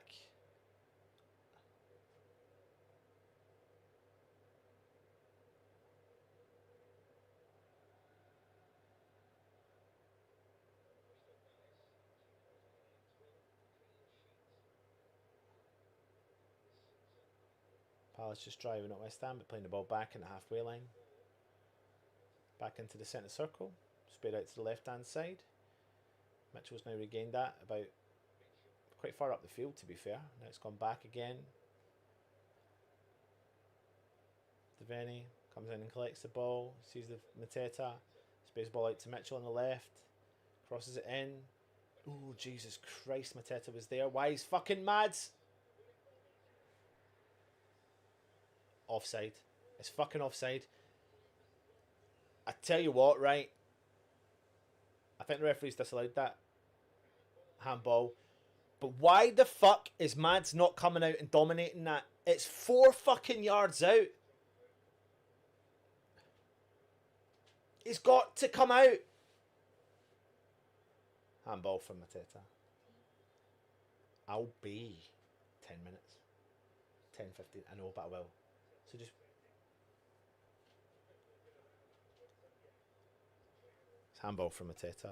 We got away with that one, but why does he not come from that? Why the fuck is he not coming?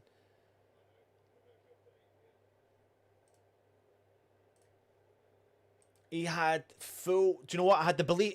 the thing is, if he'd gone for it, he'd have got it. He'd have got it. Kante's coming on. He's dyed his hair. Fucking hell. And his eyebrows. Holy shit.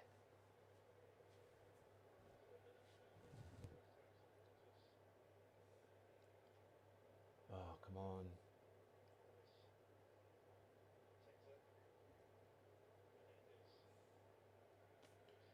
Diouf. Oh, it's brilliant from Diouf. Go on, son. Ball whipped it. Oh, for fuck's sake. Damn.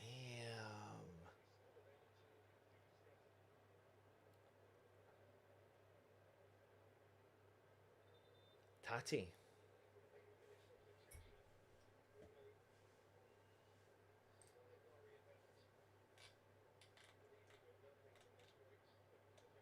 Interesting. I don't know what I'm intrigued to know why. I genuinely thought we'd maybe see Adama Traore. Like, I do think he's done. I do think he's done enough. Like, I've not been disinterested in him, but anyway, he's bringing on fresh legs in the middle of the park, and we all know he can drive forward anyway. So.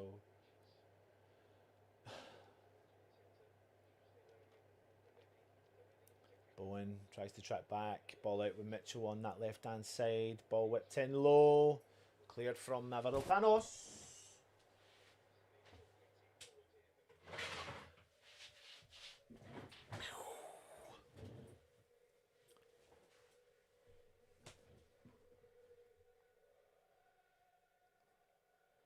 Comes another big throw in from the Palace team.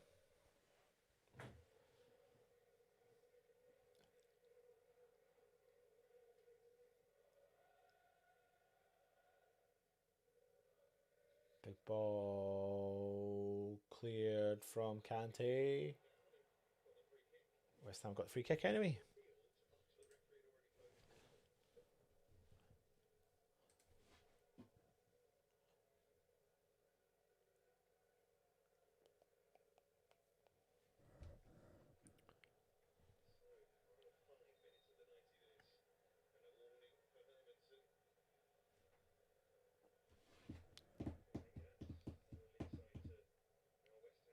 Come on, Yarns.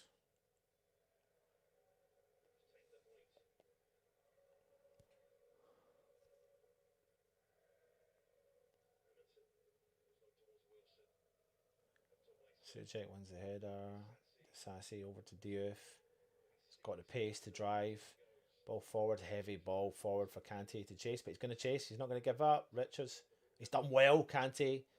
To be fair, he has. And Somerville's kept it in. Somerville's done really well.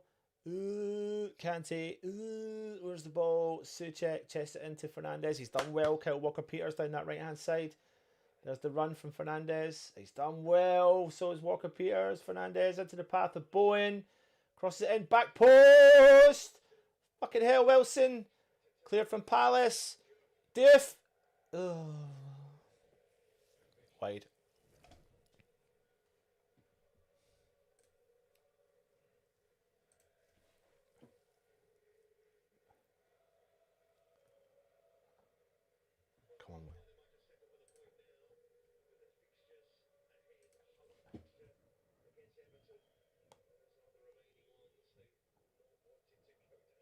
Jesus Christ, what's going on back there? Anyway, 𝗪𝗲𝘀𝗁𝗁 collects the ball.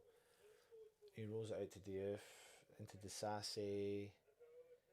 Ball forward, gives it straight away, back to 𝗪𝗏𝘀𝗧𝗖. Fernandez plays the ball back. It's not, it's the 𝗪𝗏𝘀𝗠𝗧, sorry, yes. 𝗪𝗏𝘀𝗠𝗧 over to Walker-Peters. Ball forward, Souček. Tries to get the ball round for Bowen, but they've been dispossessed. Palace in the middle. Sarr plays the ball out wide right.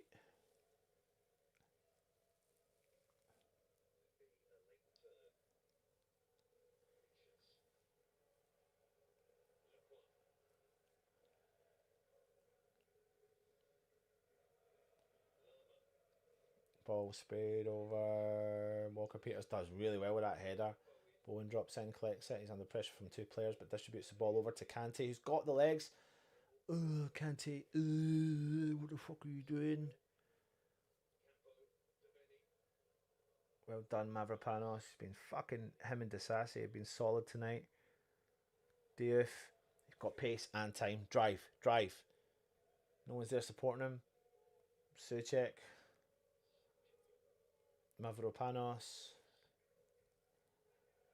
The fuck is that? Konstantinos 𝗪𝗏𝘀𝗠𝗧.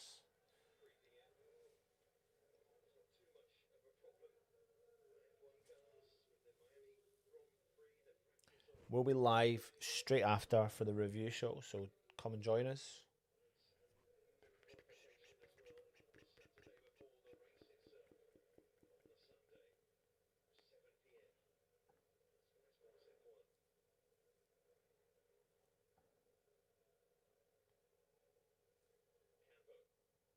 Damn. Ball over on the left hand side. Mitchell's got it for Palace, just on the halfway line, just over the halfway line.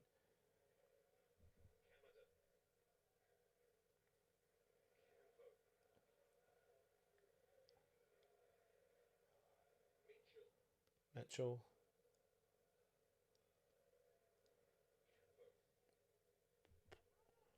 Richards. Ball out on the right hand side for Palace, onto his left foot, plays it into Devaney. Lacroix. Campo, shot from distance. Rosed.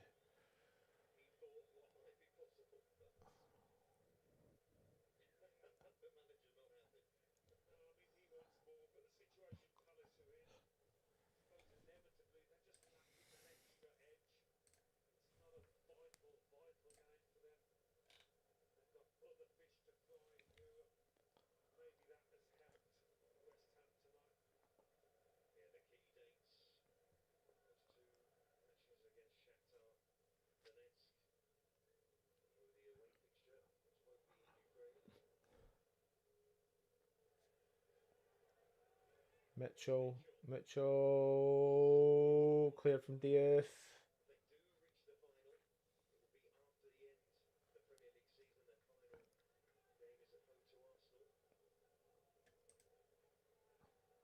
4 minutes of added time. Good tackle from 𝗪𝗀𝘀. Sorry, and the ball goes out, and it is a throw in to Crystal Palace though.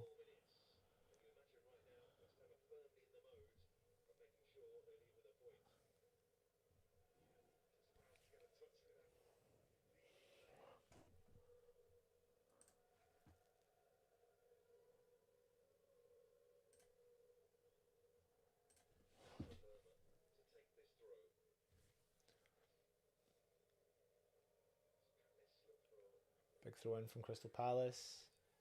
Big headed clearance from 𝗪𝗏𝘀𝗠𝗧. Second clearance from 𝗪𝗏𝘀𝘀.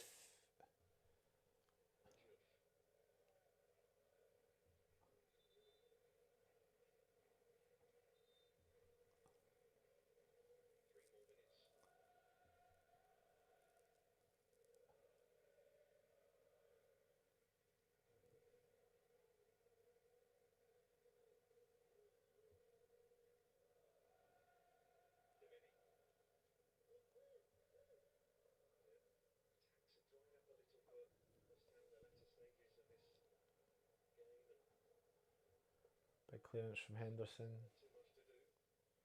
Flick on from Palace. slipped.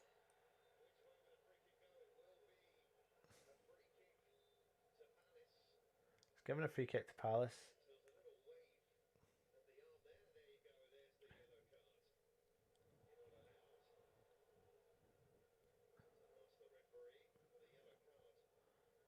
He's booked the youth and he's booked the Palace player because the Palace player's turned to the referee and gone, give him a yellow card. It's a fucking foul on West Ham.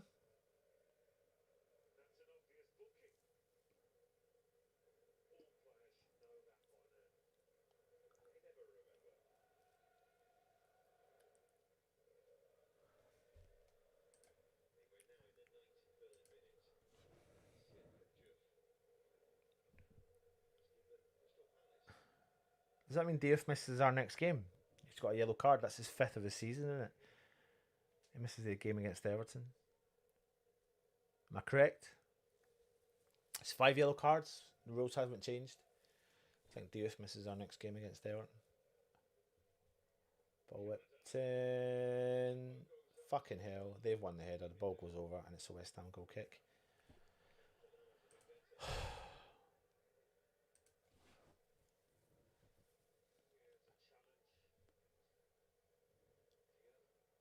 Got a minute to go. This is it.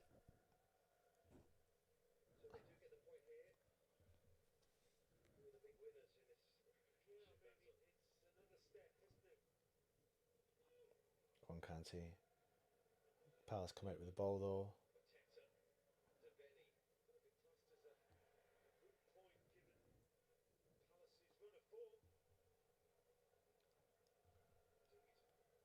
Somerville's been so quiet, man, in this game. So fucking quiet.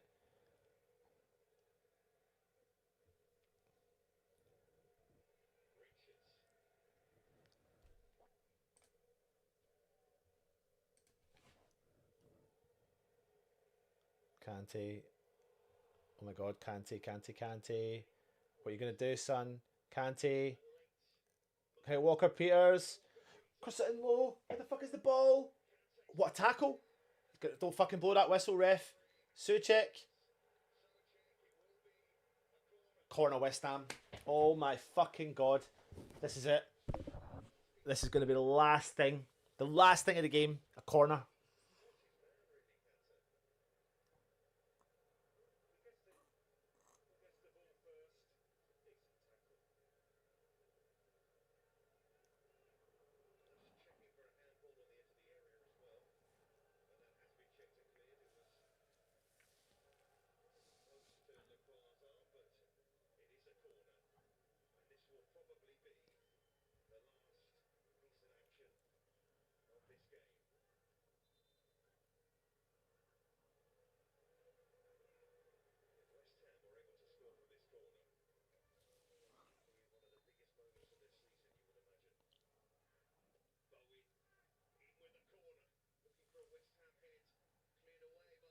Fuck's sake.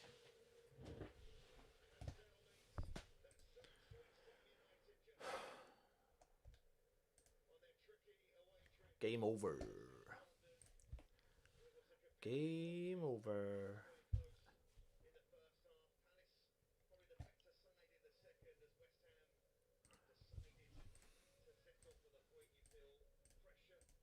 Right, come and join us on the highlights review show. I think Russ has possibly started it. Let me see. He has. So I'll come off this stream. I'll end the stream. You either get transferred across or come and find us on the highlights review show, and I'll see you across there. Come on, you hands.